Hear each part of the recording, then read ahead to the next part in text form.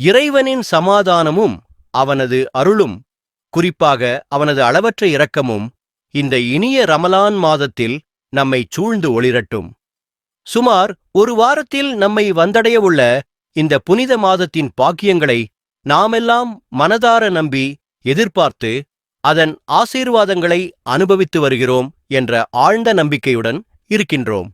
அஸ்ஸலாமு அலைக்கும் வரஹ்மத்துல்லாஹி வபரகாத்துஹு. அல்ஹம்துலில்லாஹ். நமக்கு இந்த நற்காலத்தையும் தீனுடைய இளமை உரையையும் பகிர்வதற்கான அருமையான வாய்ப்பையும் வழங்கிய அல்லாஹ் சுப்ஹானஹு வ தஆலாவுக்கு எல்லா புகழும் சேரட்டும். அவனே நம்மை படைத்தவன், வழிகாட்டியவன், இரக்கமுள்ளவன், பாவங்களை மன்னிப்பவன். நபி முஹம்மது ஸல்லல்லாஹு அலைஹி வஸல்லம் அவர்கள் மீது, அவருடைய குடும்பத்தார் மீதும் சஹாபாக்கள் மீதும் அல்லாஹ்வின் அபாரமான சாந்தியும் ஆசீர்வாதமும் என்றும் நிலவட்டும். அன்பிற்கும் ஆழ்ந்த மரியாதைக்கும் உரிய சகோதரர் நைம் அவர்களுக்கும் இந்த நிகழ்வை ஒழுங்குபடுத்தும் கோங் குழுவுக்கும் சார்பாக இங்கு வந்திருக்கும் அனைவரையும் நாம் இதயபூர்வமாக வரவேற்கின்றோம். த்ரீனிடாட் மற்றும் டோபாகோ நாட்டிலிருந்து தென்னாப்பிரிக்காவுக்கு தன் பயணத்தை மேற்கொண்டு வருகை தந்துள்ள மதிக்கத்தக்க மார்க்க அறிஞர் ஷைஃப் இம்ரான் ஹுசைன் அவர்களை நம்முடன் நேரில் காணும் அரிய வாய்ப்பு நமக்கு கிடைத்திருக்கிறது என்பதிலே நாம் பெருமிதமும் நன்றியும் கொண்டிருக்கின்றோம்.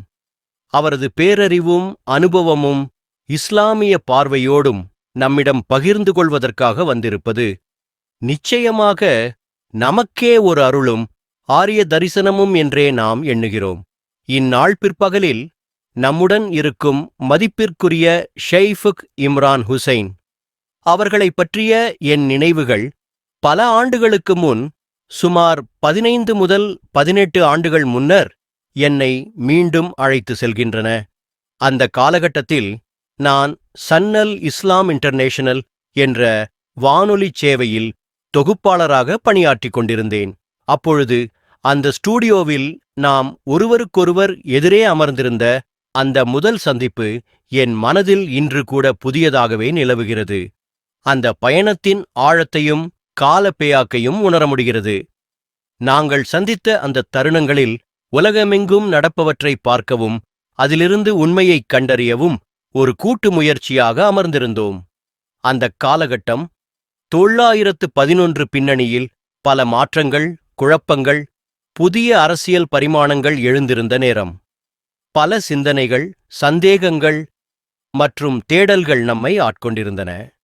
அந்த நுண்மையான சூழ்நிலையைக் கண்டு அதிலிருந்து தெளிவுகளை உண்டாக்க வேண்டும் என்ற பேராசையோடு நாங்கள் உரையாடிய தருணங்கள் இன்று மனதில் தெளிவாக ஒளிந்துவிட்டன.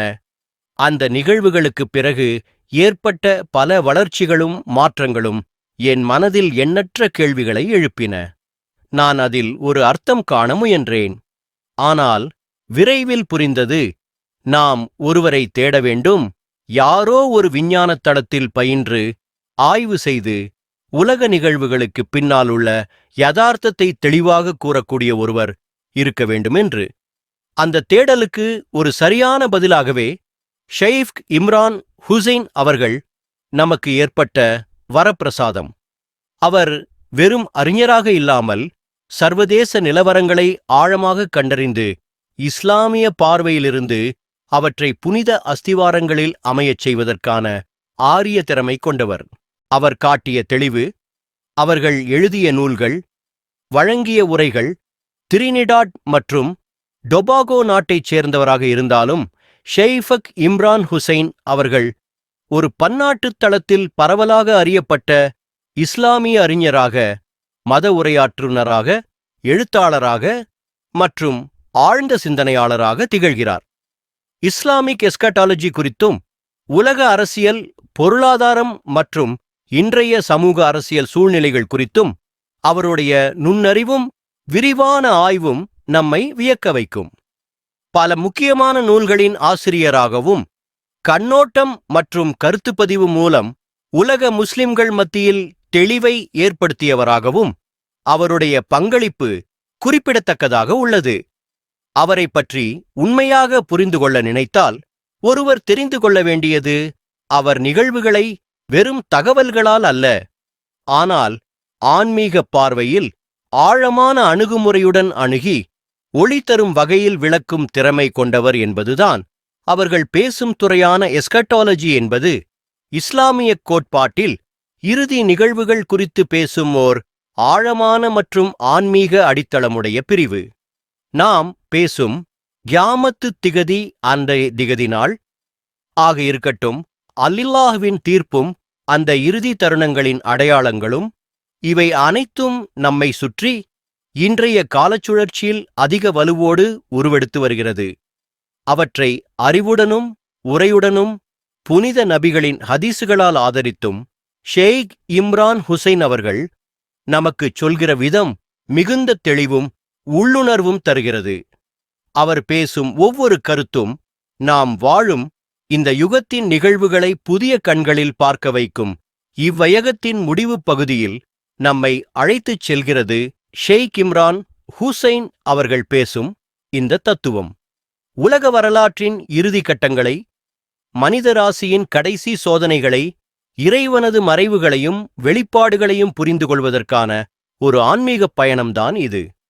இறுதி காலங்களைப் பற்றிய இறைவாக்கினங்கள், புனித குரானின் வெளிப்பாடுகள், நபிசல் அவர்களின் ஹதீஸ்கள், all these point toward the grand unfolding. அவற்றை உணர்ந்து கொள்வதோடு மட்டும் அல்லாமல் அந்த உண்மைகளுக்குள் நம்மை ஆழமாக கொண்டு செல்லும் பார்வையும் நாம் வளர்த்து கொள்ள வேண்டிய அவசியம் நமக்கு பெரிதாயிற்று.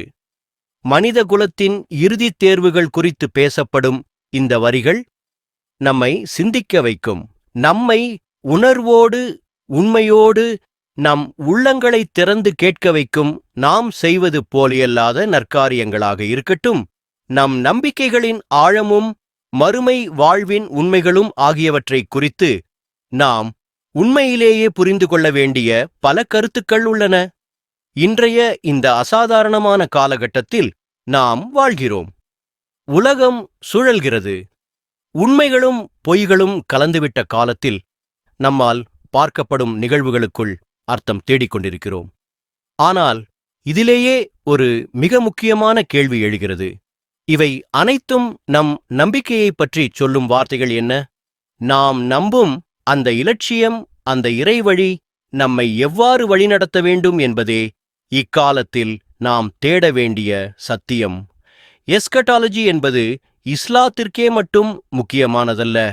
அது யூத மதத்திற்கும் கிறிஸ்தவ மதத்திற்கும் எக்காலத்திலும் முதன்மையான விஷயமாக இருந்து வந்துள்ளது. 3 மதங்களிலும் உலகின் முடிவை பற்றிய புரிதல், கடைசி காலங்களின் அடையாளங்கள் மற்றும் இறுதித் தீர்ப்புகள் குறித்த சிந்தனைகள் மேலோங்கியுள்ளன. இந்த தத்துவம் நம்மை ஒரு அடிப்படை கேள்விக்கே நேரடியாக அழைக்கிறது.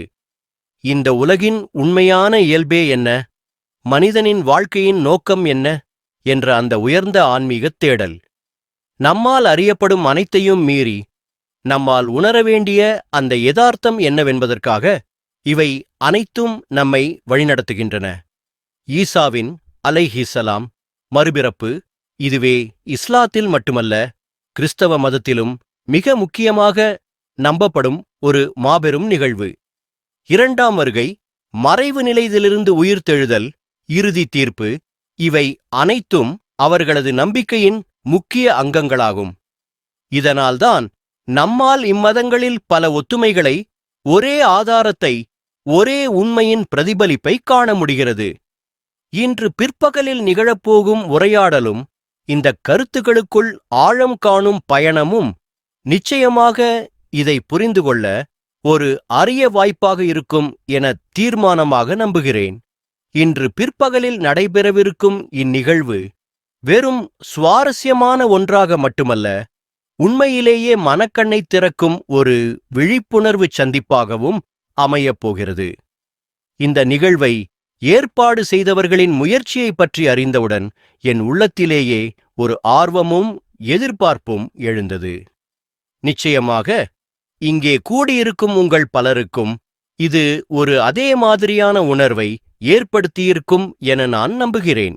ஏனெனில் நாம் இப்பொழுது பேசப்போகும் விஷயங்கள், நாம் இன்று பேசப்போகிறோம் குரானை பற்றியும் உலக அரசியலின் பரந்த பரிமாணங்களைப் பற்றியும் இன்றைய காலத்தின் முக்கியமான நிழல்களில் ஒளியை தேடிக் கொண்டிருக்கும் மனிதகுலத்தின் நிலையைப் பற்றியும். உலகம் முழுவதும் இவ்வளவு பரபரப்பான மாற்றங்கள் நிகழ்கின்றன. அரசியல், பொருளாதாரம், சமூக நிலைகள் இவை அனைத்தும் ஒரு புதிய பாதையை நோக்கி நகர்கின்றன. இந்த நேரத்தில் நம்மால் கேட்கப்பட வேண்டிய முக்கியமான கேள்வி, இவை அனைத்தும் இறைவனின் நூலான குர்ஆனில் எவ்வாறு பிரதிபலிக்கின்றன என்பதுதான். நாம் காணும் அனைத்தையும் உணர்ச்சியால் அல்ல, ஞானத்துடன் பார்ப்பதற்கும் நம்பிக்கையின் விளக்கத்தில் அந்தச் சிக்கல்களை ஆராய்வதற்கும் இன்று நமக்கு ஒரு அரிய வாய்ப்பு காத்திருக்கிறது. இந்த உலகநிலை, நாம் இப்போது நடந்து கொண்டிருக்கும் நிகழ்வுகளை ஆழமாக புரிந்து கொள்ள வேண்டிய ஒரு முக்கியமான தருணத்தில் இருக்கிறோம். இவ்வாறான உள்ளுணர்வுகளோடு ஒரு சிறப்பு நிகழ்வின் வாசலை திறக்க உள்ளோம். அந்த வாயிலாக நம்மை அழைத்து செல்லும் முதல்படி துவக்கத் தொகுப்பும் புனித உரையாடலின் தொடக்கமும். இப்பொழுது நிகழ்ச்சியின் புனிதத் தொடக்கமாக சுரா அல் ஃபாதிஹா ஓதப்பட இருக்கிறது. இதனுடன் அதன் ஆங்கில விளக்கமும் வழங்கப்படும். இன்ஷா அல்லாஹ். அருளாளனும் அருமையுடன் இரக்கம் காட்டுபவருமான அல்லாஹ்வின் திருப்பெயரால் துவங்குகிறேன். அனைத்து புகழும் அனைத்துலகங்களின் இறைவனுக்கே உரியது. அவர்தான் பரிபூரண அருளாளர், நிரந்தர இரக்கமுடையவர், நீதி நாளின் அதிபதி. நாங்கள் உம்மையே வணங்குகிறோம், உம்மையே உதவி கேட்கிறோம். எங்களை நேரான வழிக்கு வழிநடத்துங்கள். நீங்கள் அருள் நல்கியவர்களின் பாதையிலே அல்லாமல், உங்கள் கோபத்திற்கு ஆளானவர்களின் பாதை அல்லாத மற்றும் தவறிவிட்டவர்களின் பாதையிலுமல்லாமல். ஆமீன். அலீப் லாம் மீம். அர்-ரூம் 30 முதல் 4 வரை. ரோம் மக்கள் தோற்கடிக்கப்படினர் மிக அருகிலுள்ள தேசத்தில். ஆனால் அவர்கள் தோல்விக்குப் பின்னர் சில ஆண்டுகளில் 3 முதல் 9 ஆண்டுகளுக்குள் மீண்டும் வெற்றி பெறுவார்கள். முந்தும் பின்னும் அனைத்து உத்தரவும் அல்லாவுக்கே சொந்தமானது. அந்த நாளில் நம்பிக்கை கொண்டவர்கள் மகிழ்ச்சியடைவார்கள். இப்பொழுது புனித குர்ஆனிலிருந்து சூரா அல்-ரூமின் அர்த்தவுரையை அதன் அரபு வாசிப்பு மற்றும் ஆங்கில மொழிபெயர்ப்புடன் நம்மிடம் பகிர உள்ளோம். இந்த வசனங்கள் இறைவன் நிர்ணயித்த வரலாற்றை மட்டுமல்ல, விசுவாசிகள் மீதான நம்பிக்கையையும் இறைமையின் நிரந்தர வெற்றியையும் எடுத்துரைக்கின்றன. இந்த நிகழ்வுகளும் அது நிகழ்ந்த காலமும் இஸ்லாமிய உலக பார்வையின் ஆழத்தை எடுத்துச் சொல்கின்றன. அல்லாஹ்வின் உதவியால் அவன் யாருக்கு வேண்டுமோ அவர்களுக்கு உதவுகிறார். அவன் எல்லாமும் வல்லவன், பரிபூரண இரக்கமுடையவன். இது அல்லாஹ்வின் வாக்குறுதி. அவன் தன் வாக்குறுதியை ஒருபோதும் தவிக்க மாட்டான். ஆனால் பெரும்பாலான மனிதர்கள் இதை உணர்ந்து கொள்வதில்லை. அவர்கள் இப்பொழுதைய உலக வாழ்க்கையின் வெளிப்புறத்தை மட்டுமே அறிவார்கள். ஆனால் மறுமையைப் பற்றி அவர்கள் கவலைக்கே இல்லாமல் இருக்கின்றனர்.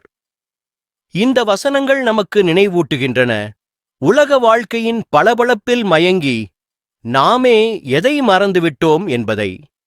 மறுமையை நினைத்து வாழும் வாழ்க்கையே உண்மையான வெற்றி என்று குர்ஆன் எப்போதும் எடுத்துச் சொல்கிறது. அழகாகவும் ஆழமாகவும் ஓதப்பட்ட அந்த வசனங்களுக்கு மிக்க நன்றி.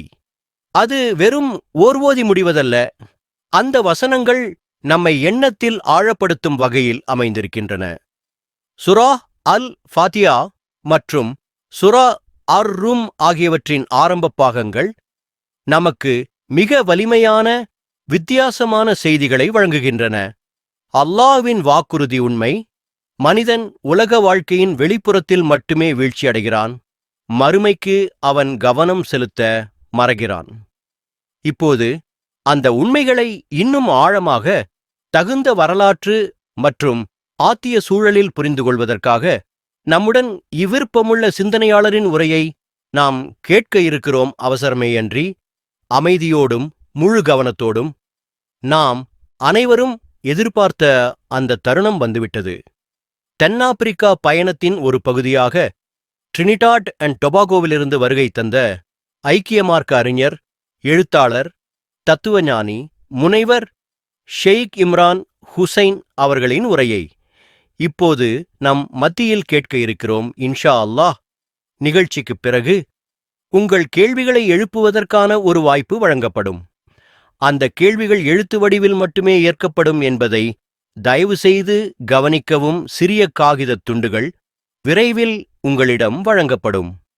அதில் உங்கள் கேள்விகளை தெளிவாக எழுதிக் கொள்ளலாம். எழுதி முடித்த பின் அந்த காகிதங்களை முன்னோக்கி அனுப்புங்கள்.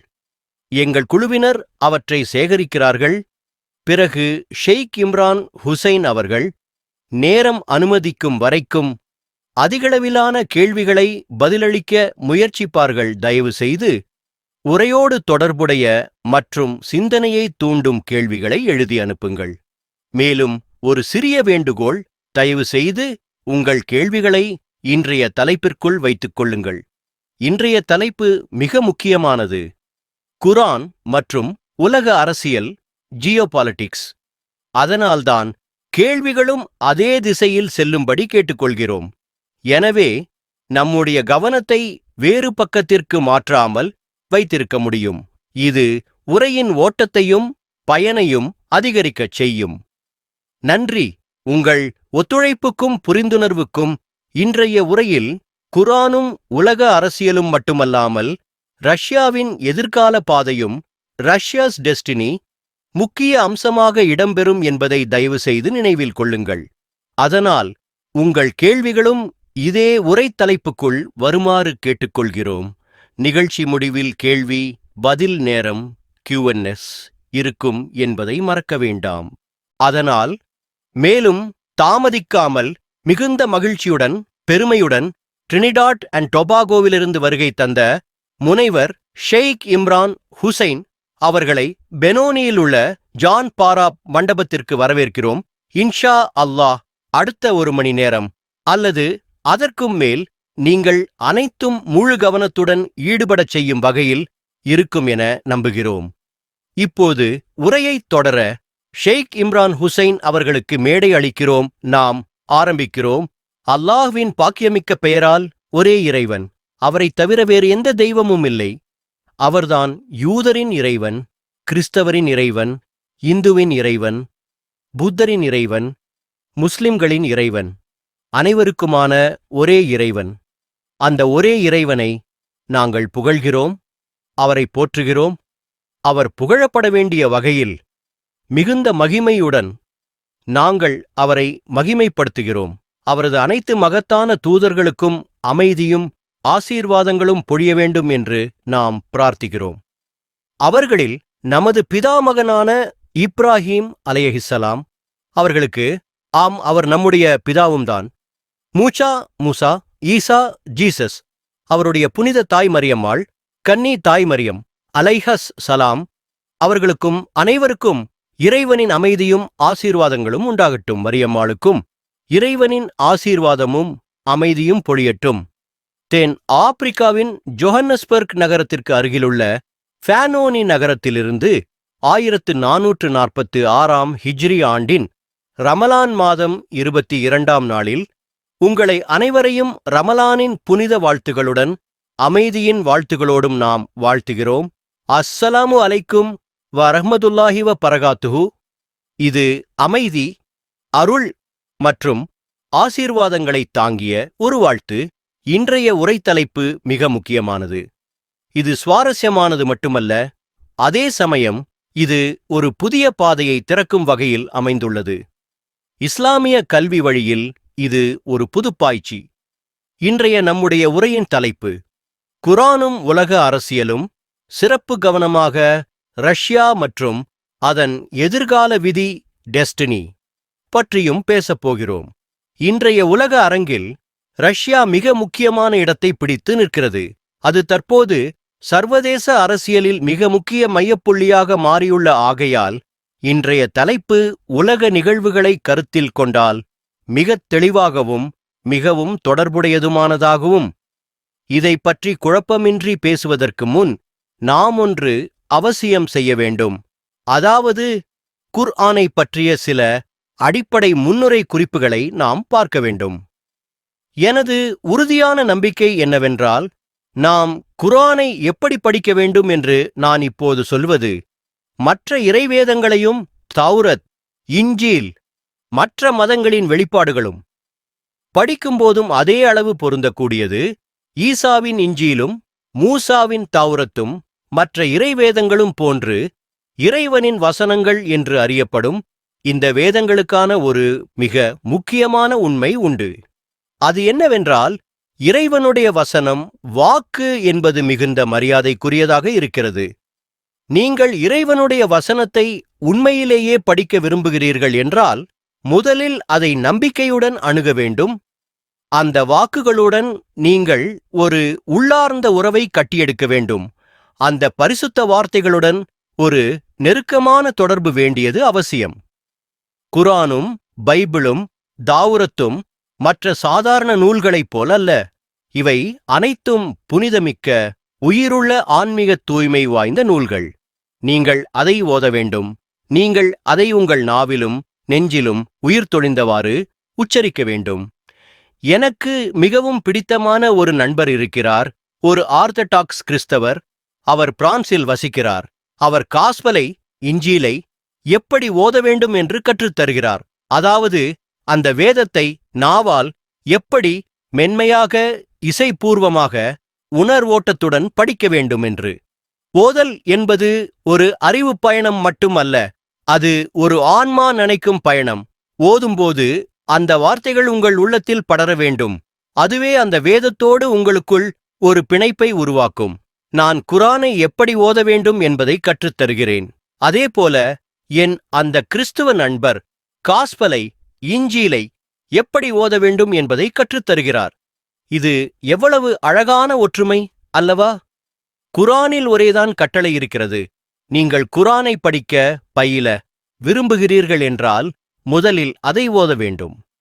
இதற்கான விளக்கத்துக்காக ஒரு குறிப்பிட்ட சூறாவை, அத்தியாயத்தை மேற்கோளாகச் சொல்ல விரும்புகிறேன். ஆனால் அதை பற்றி இப்போது விரிவாக பேச நேரமில்லை. இது ஒரு சிறிய முன்னுரை மாதிரி. அதாவது, குர்ஆனை புரிந்து கொள்ள, அதை பற்றி ஆராய்ந்து பயில விரும்பினால் முதலில் அதனை மௌலிகமாக, அற்புதமாக ஓத வேண்டும். ஓதுவது என்பது ஓர் அணுகுமுறை. அந்த வார்த்தைகளின் இசையை, ஆன்மீக அலைவீச்சை உணர வேண்டும். அதுவே வாசகத்தோடு உள்ள பிணைப்பை உருவாக்கும் முதல் படியாகும். இரண்டாவது முக்கியமானது என்னவென்றால், இறைவனின் பக்கத்திலிருந்து நேரடி ஒரு கட்டளை இருக்கிறது. அவர் தனது தூதரான முஹம்மதுக்கு, அல்லாஹ்வின் அருளும் அவர் மீது உண்டாகட்டும், கூறுகிறார், நான் உன்னிடம் இந்த குர்ஆனை ஓதப்போகிறேன். அந்த கட்டளைப்படி ரமலான் மாதம் முழுவதும் ஒவ்வொரு இரவும் அல்லாஹ்வின் தூதர் அவர்களுக்கு வஹி, வெளிப்பாடு வழியாக குர்ஆன் ஓதப்பட்டு வந்தது. அதன்பின் அல்லாஹ் கூறுகிறார், நான் உன்னிடம் குர்ஆனை ஓதியவுடன் அதை நீ மிகவும் கவனமாக கேட்க வேண்டும். அந்த ஓதலின் முறையையே நீயும் பின்பற்ற வேண்டும். இது ஒரு வழிகாட்டல் மட்டுமல்ல, அது நம்மை போன்றவர்களுக்கு ஒரு பாடமாகவும், ஓதல் எப்படி இருக்க வேண்டும் என்பதற்கான உயரிய மாதிரியாகவும் இருக்கிறது. ஓதிய பிறகு அதில் ஆழ்ந்த கவனம் செலுத்தி சிந்தித்து அந்த அர்த்தங்களை நம் வாழ்வில் உணர்ந்து கொள்ள வேண்டும். நான் ரமலானில் மசூதிக்கு செல்லும் போதெல்லாம் அவர்கள் குர்ஆனை அந்த வகையில் ஓதவில்லை என்பதை நான் காண்கிறேன். அவர்கள் ஓதுவது சுமார் 95 மைல்கள் வேகத்தில். அதை பார்த்த நம் முஸ்லிமல்லாத நண்பர்கள் திகைத்துப் போவார்கள். அந்த நேரத்தில் நான் அந்த தொழுகையில் கலந்து கொள்ள மறுக்கிறேன். நான் அமைதியாக உட்கார்ந்து கொண்டு என்னுடைய மனதுக்குள் அழுகிறேன். அவர்கள் குர்ஆனுடன் செய்யும் அந்த அபராதத்திற்கு. அந்த வேதனை என்னவென்றால், குர்ஆன் ஓதப்படுகிறது, ஆனால் அதன் உள்ளார்ந்த அர்த்தங்கள் புறக்கணிக்கப்படுகின்றன. அந்த பரிசுத்தமான வார்த்தைகள் ஒரு ஆத்மாவின் மீது இறங்க வேண்டும், ஒரு மனதை மாற்ற வேண்டும். அதை உணர்ந்து ஓதாமல் வெறும் வேகமான பாஷை மாதிரி ஓதுவது, அது என்ன செய்கிறது? குர்ஆனை ஓதுவதற்கே ஒரு முறையுண்டு. அந்த முறையை நீங்கள் அறியவில்லை என்றால் அதை கற்றுக்கொள்ளுங்கள். நான் தி குர்ஆனாண்ட் தீமூன் என்ற ஒரு புத்தகத்தை எழுதியுள்ளேன். அந்த ஓதும் முறையை பற்றியதுதான் அந்த நூல் பேசுகிறது. நீங்கள் உண்மையாகவே குர்ஆனையும் உலக அரசியல் நிலைமைகளையும் ஜியோபாலிட்டிக்ஸ் பயில விரும்புகிறீர்கள் என்றால் முதலில் நீங்கள் குர்ஆனை ஓத வேண்டும். அதை சரியான முறையில் ஓத வேண்டும். ஓதல் என்பது வெறும் வார்த்தைகளை உச்சரிப்பது மட்டுமல்ல, அது உங்கள் உள்ளத்தையும் உங்களது உணர்வுகளையும் அந்த இறைவசனத்துடன் இணைக்கும் ஒரு புனித வழிமுறை. அதை உணர்ந்தால்தான் அதன் அடியில் மறைந்திருக்கும் பரந்த பார்வையையும் உலக அரசியலும் இறுதி காலத்தையும் பற்றிய அறிக்கைகளையும் நீங்கள் உணர முடியும். குர்ஆனை சரியான முறையில் ஓத வேண்டும். மாதந்தோறும் முழுமையாக ஓதிக்கொள்ள வேண்டும். ஆனால் அதைவிட முக்கியமானது, நீங்கள் குர்ஆனை ஒரு சிறப்பான முறையில் படிக்க வேண்டும். அனைத்து புத்தகங்களையும் படிக்கும் போல முதல் அத்தியாயம், 2ஆம் அத்தியாயம், 3ஆம் அத்தியாயம் என்று வரிசைப்படி படிக்க முடியாது. குர்ஆனை அந்த மாதிரியான பொதுவான நூல்கள் போல் அணுகக்கூடாது. நிச்சயமாக இது ஒரு இறை வார்த்தை. அதன் ஆயத்துகள், வசனங்கள் ஒரு நேரடி வரிசையில் மட்டுமல்ல, அவை மாறுபட்ட பகுதிகளில் ஒன்றுடன் ஒன்று தொடர்பு கொள்ளும் தத்துவக் கோட்பாடுகள். அதனால்தான் குர்ஆனை ஓதுவதில் மட்டுமல்ல, அதனை கற்றல் முறையிலும் ஒரு ஆழமுள்ள நடைமுறையை பின்பற்ற வேண்டும். அதுவே நமக்கு உண்மையான ஞானமும் நாம் எதிர்கொள்ளும் உலகியலின் புதிர்களுக்கும் விளக்கம் தரும். குர்ஆன் சொல்கிறது, நீங்கள் குர்ஆனை விண்மீன்களை படிப்பது போல படியுங்கள். நீங்கள் விண்மீன்களை ஒரு அத்தியாயம், அடுத்த அத்தியாயம் என படிக்கிறீர்களா? இல்லை. நீங்கள் அவற்றை எப்படி பயன்படுத்துகிறீர்கள்? திசை காட்ட, வழிகாட்ட.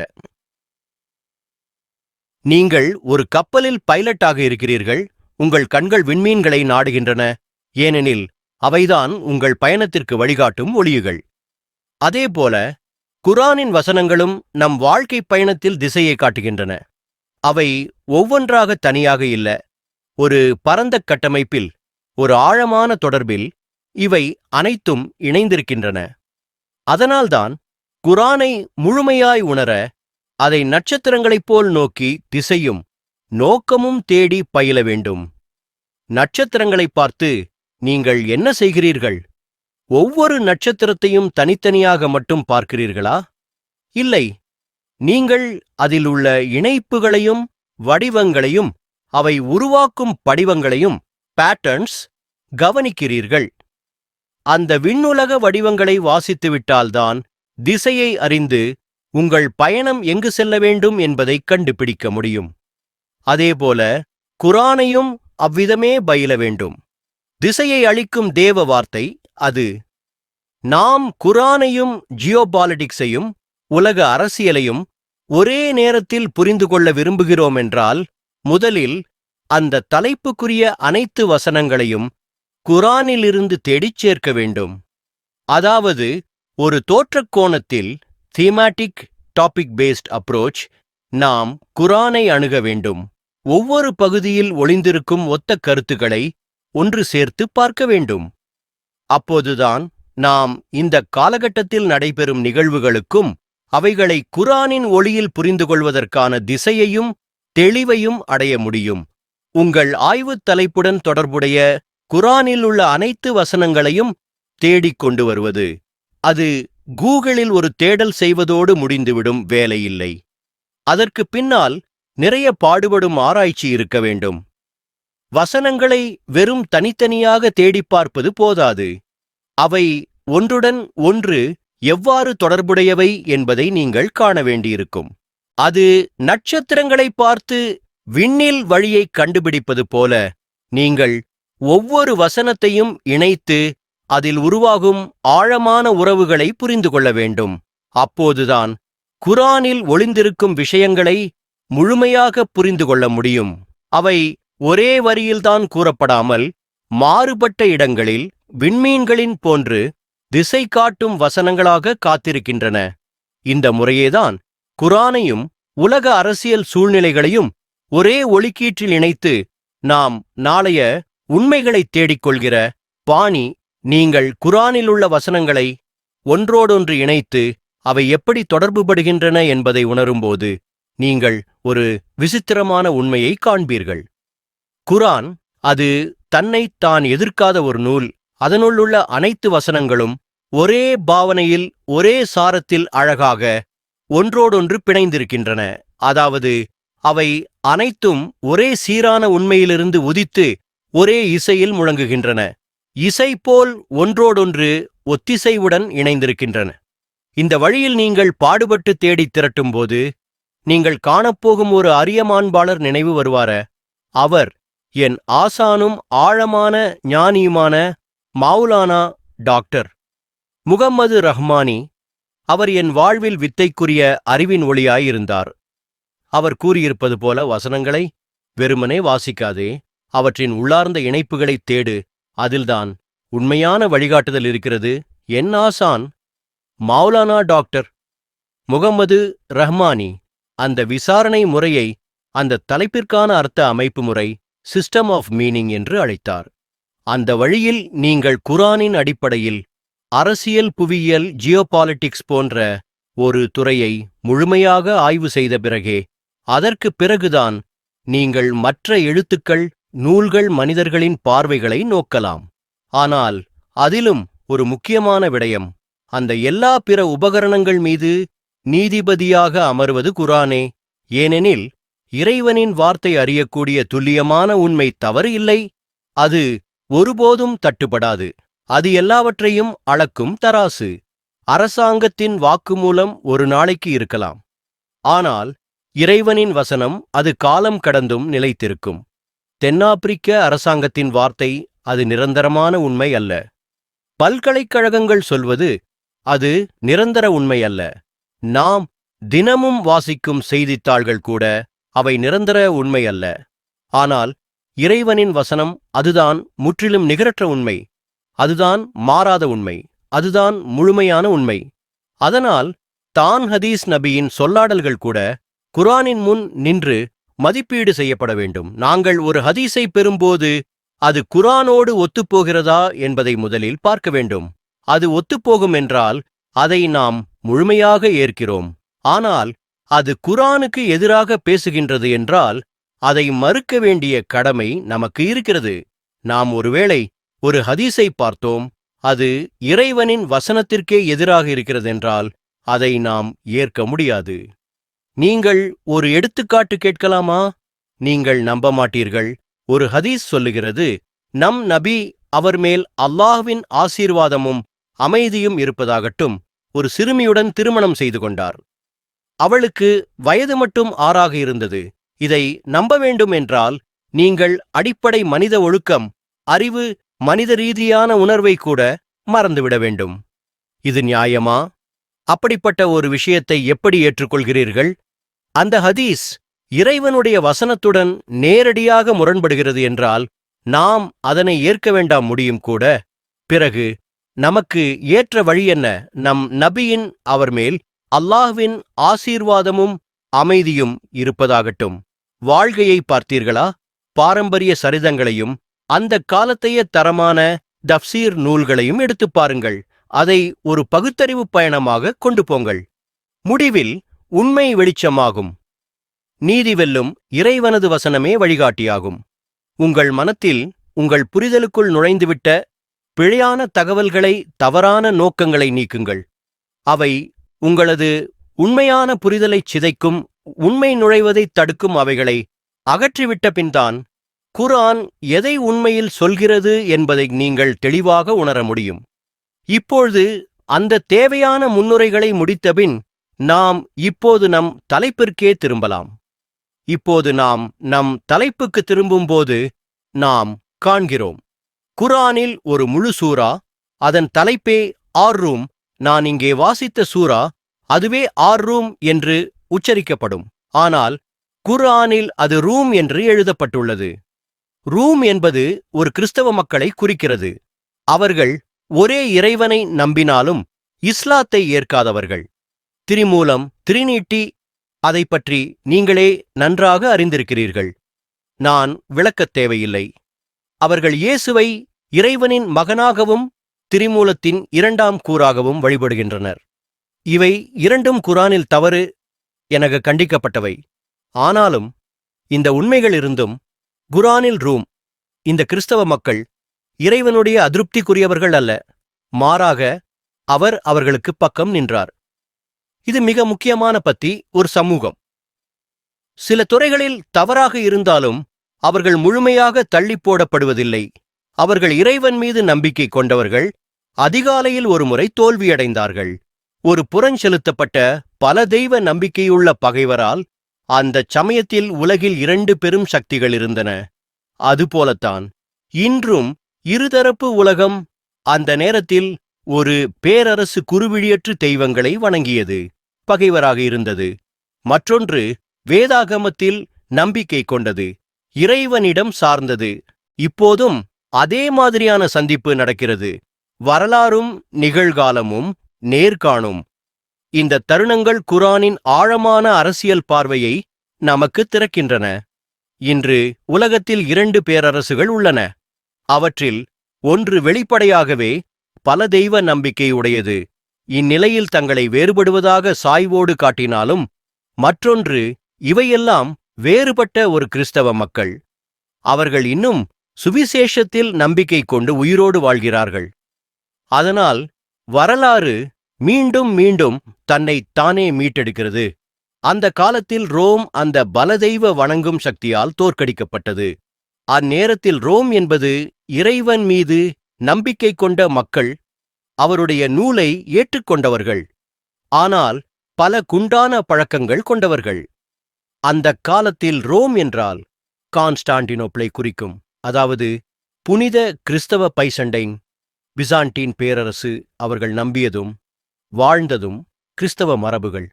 அந்த நேரத்தில் அவர்களுடைய எதிரி பாரசீக இராச்சியம். பேர்சியா அது பல தெய்வங்களையும் தெய்வீய பெண்களையும் வணங்கியது. அதனால் அவர்கள் பல தெய்வ நம்பிக்கை கொண்டவர்கள், பேகன்கள் என்று நாங்கள் அழைக்கிறோம். யார் ஒருங்கிணைந்த ஒரே இறைவனை அல்லாமல் பல தெய்வங்களை வணங்குகிறார்களோ அவர்கள் பேகன்களே. அந்த சமயத்தில் ரோம் அந்த பேகன்கள் கையில் தோல்வியடைந்தது. ஒரு இறை நம்பிக்கையுள்ள நாடு ஒரு தெய்வமற்ற பேரரசால் அழிக்கப்பட்டது. Rome the art is that Christian empire பாரசீகர்களால் தோற்கடிக்கப்பட்ட போது மக்காவில் கொண்டாட்டமும் கூச்சலும் எழுந்தது. ஏனென்றால் மக்காவின் பேகன்கள் பல தெய்வங்களை வணங்கிய அரபர்கள் பாரசீகர்களுடன் மனதளவில் இணைந்திருந்தார்கள். அவர்களும் பல தெய்வங்களை வணங்கியவர்கள் என்பதால் பாரசீகம் வெற்றி பெற்றதை தங்களது நம்பிக்கையின் வெற்றியாக அவர்கள் கொண்டாடினார்கள். அந்த சமயத்தில் நாங்கள் ஸ்மால் குரூப் ஆஃப் பிலீவர்ஸ் தெய்வங்களையும் சிலைகளையும் வணங்குவதை விட்டு விலகி ஒரே இறைவனை வணங்கத் தொடங்கிய எளிய நம்பிக்கையாளர்கள் ஒரு புது வழியினை தேர்ந்தெடுத்தோம். மக்காவில் நாங்கள் சிறுபான்மையாக இருந்தாலும் நம் நம்பிக்கை அந்த நேரத்தில் ஒரு புரட்சிதான். இதற்கு பிறகு இறைவன் என்ன செய்தார் தெரியுமா? அந்த ஒரே இறைவனை பின்பற்றி அந்த இறைவனின் தூதராக வரும் முகம்மது நபி அல்லாஹ்வின் அருள் உமது மீது இருப்பதாக அவர்களின் வழியில் நடந்த நாங்கள் மிகுந்த வேதனையிலும் சோகத்திலும் இருந்தோம். இப்போது சிலரது உள்ளங்கள் விஷமடைந்திருக்கக்கூடும். அவர்களுக்காக இந்த வாசகத்தை மீண்டும் சொல்வதற்கு நீங்கள் எனக்கு அனுமதி தருவீர்களா? நாங்கள் முஸ்லிம்கள் ஒரே இறைவனின் வழியில் நடந்த கிறிஸ்துவ சகோதரர்களுடன் ஒரு சித்தாந்த ஒற்றுமையில் இருந்தோம். அவர்கள் தோற்கடிக்கப்படுவதில் நாங்களும் வலியை உணர்ந்தோம். இதுதான் குர்ஆனின் உள்ளார்ந்த சிந்தனையம். மனித குலத்தில் நம்பிக்கையின் ஒற்றுமையை உணர்த்தும். அழகு கிறிஸ்தவர்கள் மீது நிரந்தர வெறுப்பை தங்கள் உள்ளத்தில் வைத்திருப்பது அவர்களது தரமற்ற நிலையை காட்டுமல்லவா? அப்படிப்பட்டவர்கள் மனதில் வைத்திருக்க வேண்டிய உண்மை நினைவூட்டலாக, ரோம் கிறிஸ்துவ பேரரசு தோற்கடிக்கப்பட்டபோது நாங்கள் முஸ்லிம்கள் நபி முகம்மதின் தலைமையில் மெக்காவில் துக்கத்தில் மூழ்கியிருந்தோம். ஏனென்றால் அந்த காலகட்டத்தில் நாங்கள் அந்த கிறிஸ்தவ பேரரசுடன் அடையாளப்படுத்திக் கொண்டிருந்தோம். அதே தருணத்தில் அருவை போல ஒரு வெளிச்சம் வானிலிருந்து இறங்கியது. அதாவது வெளிப்பாடு வஹி இறைவனால் அருளப்பட்டது. ரோம் தோற்கடிக்கப்பட்டது. ஆனால் சில ஆண்டுகளுக்குள் அவர்கள் மீண்டும் வெற்றி பெறுவார்கள். சூரத்து அர் ரூம் இந்த வசனம் நமக்கு ஒரு தீவிரமான உண்மையை நினைவூட்டுகிறது.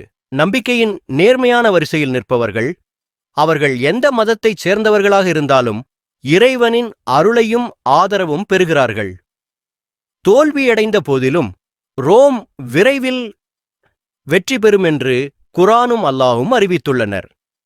பிரபல வரலாற்றாசிரியர் எட்வர்ட் கிபன் என்பவர், எனக்கு சரியாகத்தான் நினைக்கிறது, தவறு இருந்தா திருத்த சொல்லுங்க, அவர் எழுதிய புத்தகம்தான் the decline and fall of the Roman empire, Rome பேரரசின் வீழ்ச்சியும் அழிவும். பெனோனி. மக்களே, நீங்கள் வரலாறு படிக்கிறீர்களே இல்லையா? பெரிய வெற்றிகளும் புனித வாக்குகளும் எப்போதும் சோதனைகள் வழியாகவே வெளிப்பட்டிருக்கும். இதேபோல ரோமப் பேரரசின் தோல்வியை குறிப்பிட்டு எட்வர்ட் கிபன் தனது புகழ்பெற்ற நூலில் குறிப்பிடுகிறார். பைசந்தின் பிசாண்டைன் பேரரசின் அந்த தோல்வி எப்படி பேரழிவாக தெரிந்ததோ அது முழுமையான வீழ்ச்சியாகவே தோற்றமளித்தது. அப்பொழுது யாரும் அந்த பேரரசு மீண்டும் எழும் என நம்ப முடியாத நிலை. ஆனால் அதே நேரத்தில் அல்லாஹ்வின் வாக்குத்தத்தம் குர்ஆனில் இறங்கி வந்தது. ரோமர் தோற்கடிக்கப்பட்டுள்ளனர். ஆனால் சில ஆண்டுகளுக்குள் 3 முதல் 9 ஆண்டுகள் அவர்கள் மீண்டும் வெற்றி பெறுவார்கள். சூரத்துர் ரூம் இது ஒரு தீர்க்கதரிசன புனித வாக்கு வெளிப்படையாக தோல்வியின் மீது வெற்றியை அறிவிக்கிறது. வரலாற்றின் பாதையில் அந்த வார்த்தைகள் உண்மையாயின. அந்த தருணம் வரலாற்றில் மிக பெரும் திருப்புமுனையாக அமைந்தது. குர்ஆனில் இருந்த தீர்க்கதரிசனமெல்லாம் உண்மை என நிரூபிக்கப்பட்டது. எட்வர்ட் கிபன் சொல்வது போல, nothing could be further from the truth, இதைவிட சாத்தியமற்றதாக ஏதுமில்லை என்று அவர் எழுதினாலும் இறைவனின் வசனம் வழிபோலவே நிறைவேறியது. 3 முதல் 9 ஆண்டுகளுக்குள் அந்த பைசந்தின் கிறித்தவ பேரரசு மீண்டும் எழுந்தது. அவர்கள் பாகன்களாக இருந்த பெர்ஷியர்களை தோற்கடித்தார்கள். இது ஒரு முக்கியமான புள்ளி. குர்ஆன் வரலாற்றை முன்கூட்டியே அறிவிக்கிறதோடு அந்த வரலாற்று நிகழ்வின் ஆன்மீக அர்த்தத்தையும் வெளிப்படுத்துகிறது. இந்த வெற்றியின் முக்கியத்துவம் என்ன? இது இஸ்லாத்தின் ஆரம்பகால முமின்களுக்கு ஒரு நம்பிக்கையின் ஊற்று. இது கிறிஸ்தவர்களோடு உள்ள இயற்கை ஒருமைப்பாட்டையும் வெளிக்கொணர்கிறது. ஒரே இறைவனை நம்பும் மக்கள். இது பாகனத்திற்கும் இறை நம்பிக்கைக்கும் இடையிலான போராட்டத்தில் இறைவனின் ஆசீர்வாதம் எதில் இருக்கிறது என்பதை நமக்கு உணர்த்துகிறது. பெர்ஷியாவை ரோம் கிறிஸ்தவ பேரரசு தோற்கடித்தபோது குர்ஆன் கூறுகிறது, நீங்கள் முஸ்லிம்கள் மகிழ்ந்தீர்கள். ஆனால் இன்று சிலர் இதைச் சொல்லவே விரும்பவில்லை. சிரியாவில் இஸ்ரேலின் குட்டி நாய்கள் போலியான ஜிஹாதை புரிந்து ஆட்சியை மாற்ற முயற்சி செய்தார்கள். அதன் விளைவாக இன்று சிரியா ஒரு முழுமையான அடிமைத்தனத்தில் இருக்கிறது. இஸ்ரேலுக்கு அடிபணிந்து பெர்ஷியாவை ரோம் கிறிஸ்தவ பேரரசு தோற்கடித்தபோது குர்ஆன் கூறுகிறது, நீங்கள் முஸ்லிம்கள் மகிழ்ந்தீர்கள். ஆனால் இன்று சிலர் இதைப் பற்றி கேட்கவே விரும்பவில்லை. சிரியாவில் இஸ்ரேலுக்குச் சேவைக்கேற்ப நடக்கும் சில குழுக்கள் போலியான ஜிஹாத் எனும் பெயரில் போர்க்களத்தில் இறங்கி அதிகார மாற்றம் செய்வதற்காக போராடினர். அந்த முயற்சியின் முடிவாக இன்று சிரியா இஸ்ரேலின் முழுமையான அடிமைத்தனத்தில் விழுந்துவிட்டது. முன்பு சீரியா எதிர்ப்பு ஆட்சின் ஆக்சிஸ் ஆஃப் ரெசிஸ்டன்ஸ் ஒரு பகுதியாக இருந்தது. இதை அவர்கள் கேட்கவே விரும்பவில்லை. இன்று பால்கன் பகுதிகளில் அவர்கள் பாவமிக்க நேட்டோவின் அணைப்பில் சுகமாக வாழ்கிறார்கள். ஏனெனில் அவர்கள் கிறிஸ்தவர்களை வெறுக்கிறார்கள், இகழ்கிறார்கள். மேலும் 600 ஆண்டுகளுக்குப் பிறகும் அந்த காலத்தையே பெருமையாக நினைக்கிறார்கள். ஆக்சிஸ் ஆஃப் ரெசிஸ்டன்ஸ் என்பது சீரியா, ஈரான், ஹிஸ்புல்லா போன்ற அமைப்புகள் அமெரிக்கா மற்றும் இஸ்ரேலின் எதிர்ப்பாக செயல்படும் ஒரு கூட்டணியை குறிக்கிறது. உரையின் தருணத்தில் பால்கன்ஸ் முஸ்லிம்கள், உதாரணமாக போஸ்னியர்கள், நேட்டோவுடன் இணைந்திருப்பதை ஆர்த்தோடாக்ஸ் கிறிஸ்தவர்களின் மீது உஸ்மானியர்களால் நடைபெற்ற அடக்குமுறை 600 ஆண்டுகள் போலி ஜிஹாதியின் பெயரில் நடந்தது. ஆனால் அந்த காலத்தில் ரோம் பெர்ஷியாவை தோற்கடித்த போது அதை தீர்க்கதரிசனம் செய்ததைப் போலவே நிகழ்ந்ததால் முஸ்லிம்கள் கொண்டாடினர். நபியும் அவர்களுடன் சேர்ந்து கொண்டாடினார். எனவே இது குர்ஆன் இன் உண்மைத்தன்மையை நிலைநாட்டுகிறது. அந்த தீர்க்கதரிசனம் நடந்ததே அதற்கான ஆதாரம். இந்த தீர்க்க தரிசனம் நிறைவேறியது என்பது மட்டுமல்ல, இஸ்லாமும் ரோம் கிறிஸ்தவ மக்கள் மத்தியில் நிலையான நட்பையும் நிறுவுகிறது. ஆனால் குர்ஆன் இதைவிட மேலும் ஒரு விஷயத்தை சொல்கிறது. அது மின் கப்லுவ மின் பாது என்று கூறுகிறது.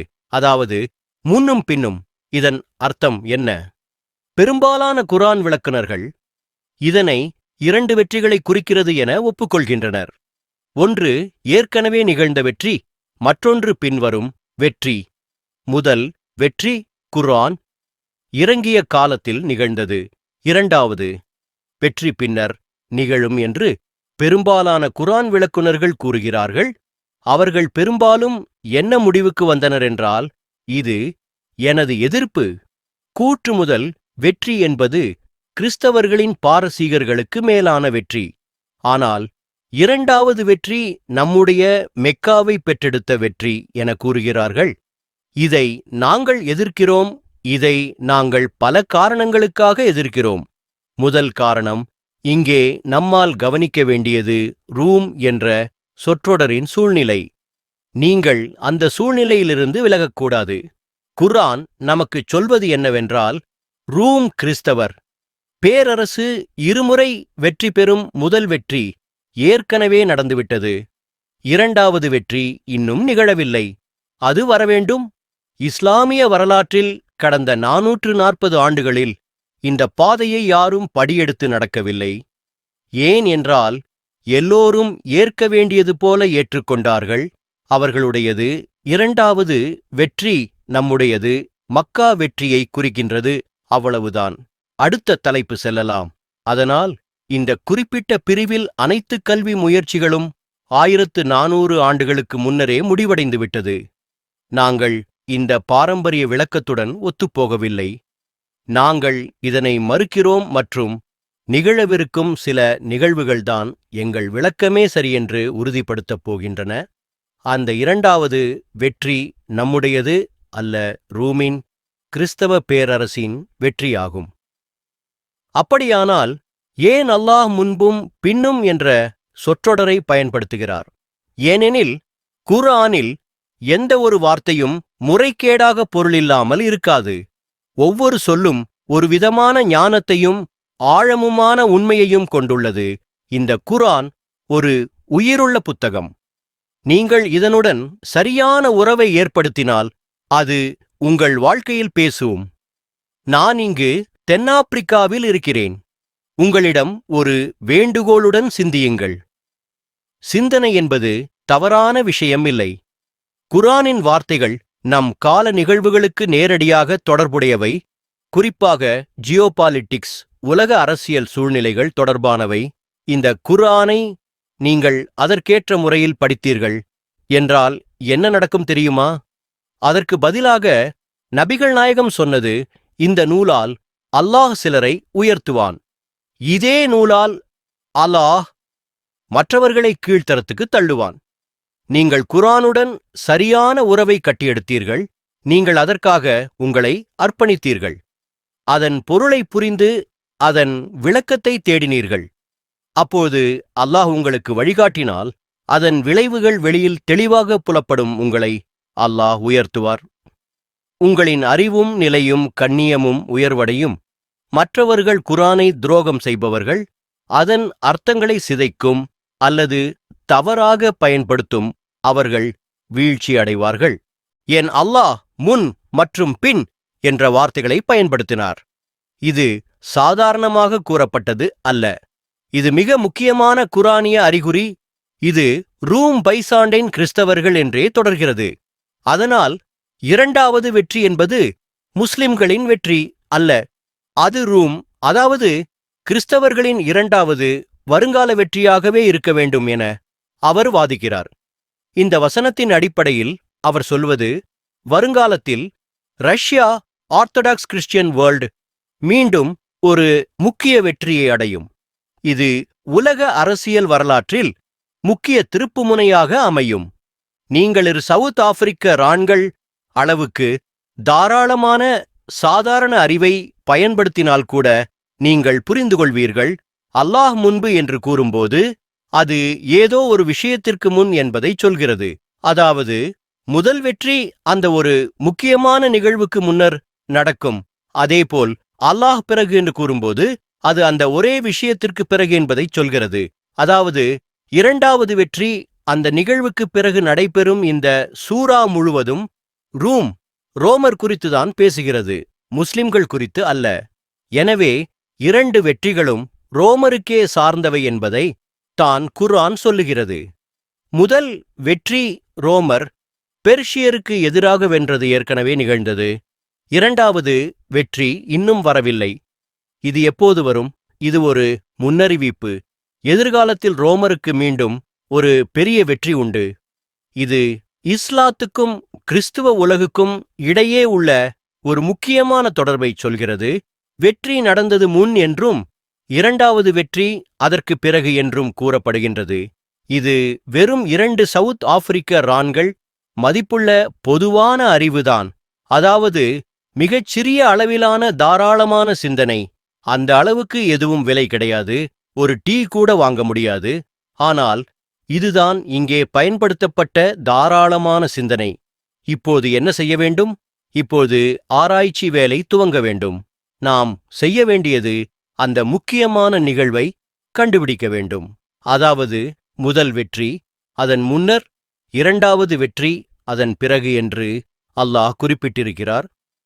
முதலாம் வெற்றி ஒரு முக்கிய நிகழ்விற்கு முன்னதாக நடந்தது மற்றும் இரண்டாம் வெற்றி அதற்கு பின்னதாக நடைபெறும் என அல்லாஹ் கூறுகிறார்.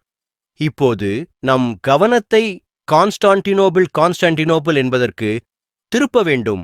அப்படி கவனத்தை திருப்பும்போது வரலாற்றில் 3 முக்கியமான நிகழ்வுகள் குர்ஆன் கூறும் முன்னர், கபில் மற்றும் பின்னர் பாத் எனும் வெற்றிகள் புரியக்கூடியதாகின்றன. இது என்னை குறிப்பிடுகிறது.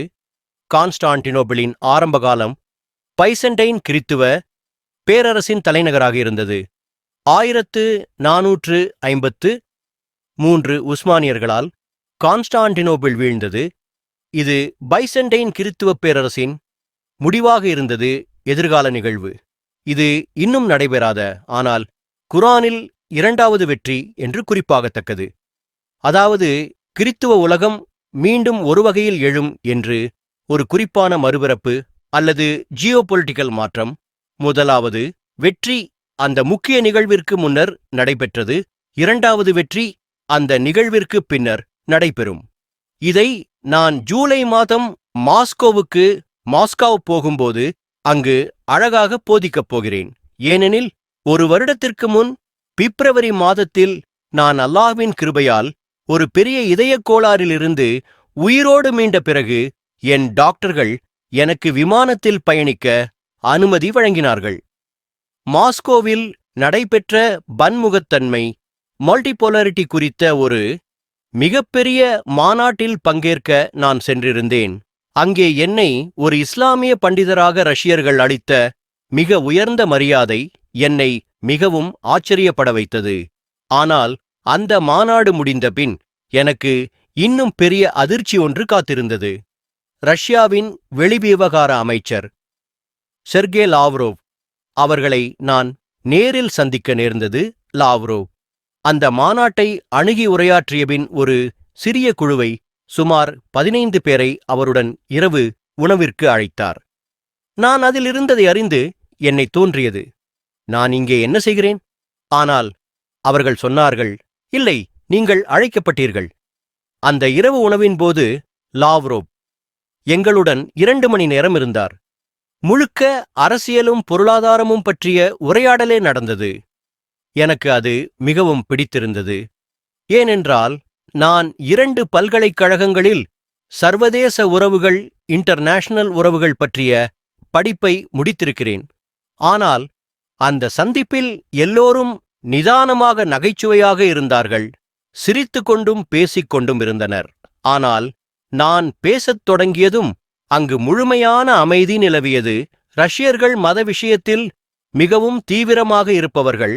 ஆகவே நான் அந்த அமைச்சரிடம் லாவ்ரோவ் சொன்னேன், மன்னிக்கவும், நாம் பேச்சின் தலைப்பை மாற்றலாமா? நாம் குர்ஆன் மற்றும் ரஷ்யா பற்றி பேசலாமா என்று நான் கேட்டேன். அந்த அமைச்சர் லாவ்ரோவ் ஆச்சரியப்படக்கூடும். ஏனென்றால் ஒருவேளை இதுவரை யாரும் அவரிடம் இப்படிச் சொன்னிருக்கவே இல்லாமலும் இருக்கலாம். நான் குரான் மற்றும் ரஷ்யா பற்றி பேசிக் கொண்டிருந்தபோது அவர் பின்னர் என்னிடம் கேட்டார், நீங்கள் இந்த விஷயத்தை பற்றி எழுத முடியுமா?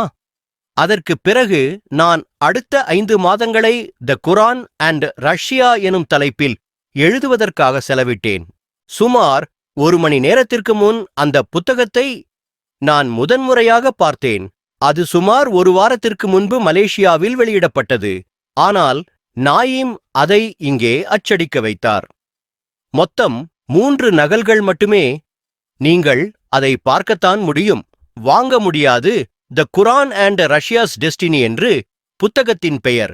அதை நான் எழுதியதற்கான காரணம், ரஷ்யாவின் எதிர்காலம் குறித்து குரான் எதை கூறுகிறது என்பதை ஆராய்வதற்காகத்தான் நான் இப்புத்தகத்தை மோஸ்கோவில் ஜூலை மாதத்தில் வெளியிடப் போகிறேன். இந்த தலைப்பை விளக்குவதில் எனக்கு மிகவும் மகிழ்ச்சி. கான்ஸ்டான்டினோபிளில் நடந்த 3 முக்கியமான நிகழ்வுகள் எவை என்பதை நம்மால் கவனிக்க வேண்டும்.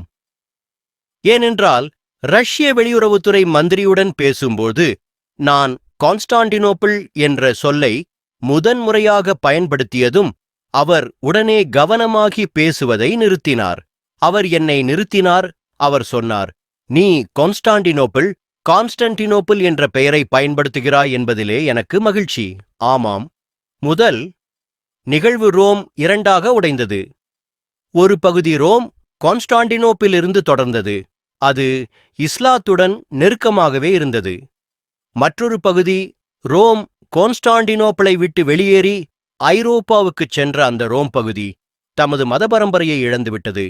இன்று அந்த ரோம் பகுதி அடிப்படையில் பாகனாக, மதமற்றவர்களாக மாறிவிட்டது. ஒரு ஆண் இன்னொரு ஆணை திருமணம் செய்து கொள்ளலாம். அதற்காக அரசு திருமண சான்றிதழ் வழங்கும். நீங்கள் இந்த விஷயத்துக்காக சட்டம் இயற்ற சவுத் ஆப்பிரிக்காவில் தயங்கினால் உங்கள் சவுத் ஆப்பிரிக்கன் ராண்டு நாணயத்தையே எதிர்த்து போரிடுவோம்.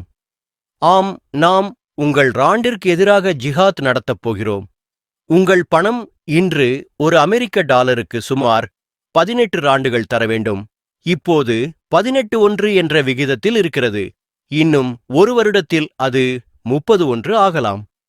நீங்கள் பார்க்கின்றீர்களா? அவர்கள் உங்கள் மீது போர் தொடுத்துவிடப் போகிறார்கள். பொருளாதார போர். அந்த ரோமின் பகுதி மேற்கத்திய கிறிஸ்துவ மதமாக மாறியது. ஆனால் மேற்கத்திய கிறிஸ்தவர்கள் எல்லாரும் பாகன்கள், மதமற்றவர்கள் அல்ல. இல்லை, அதெல்லாம் உண்மையல்ல.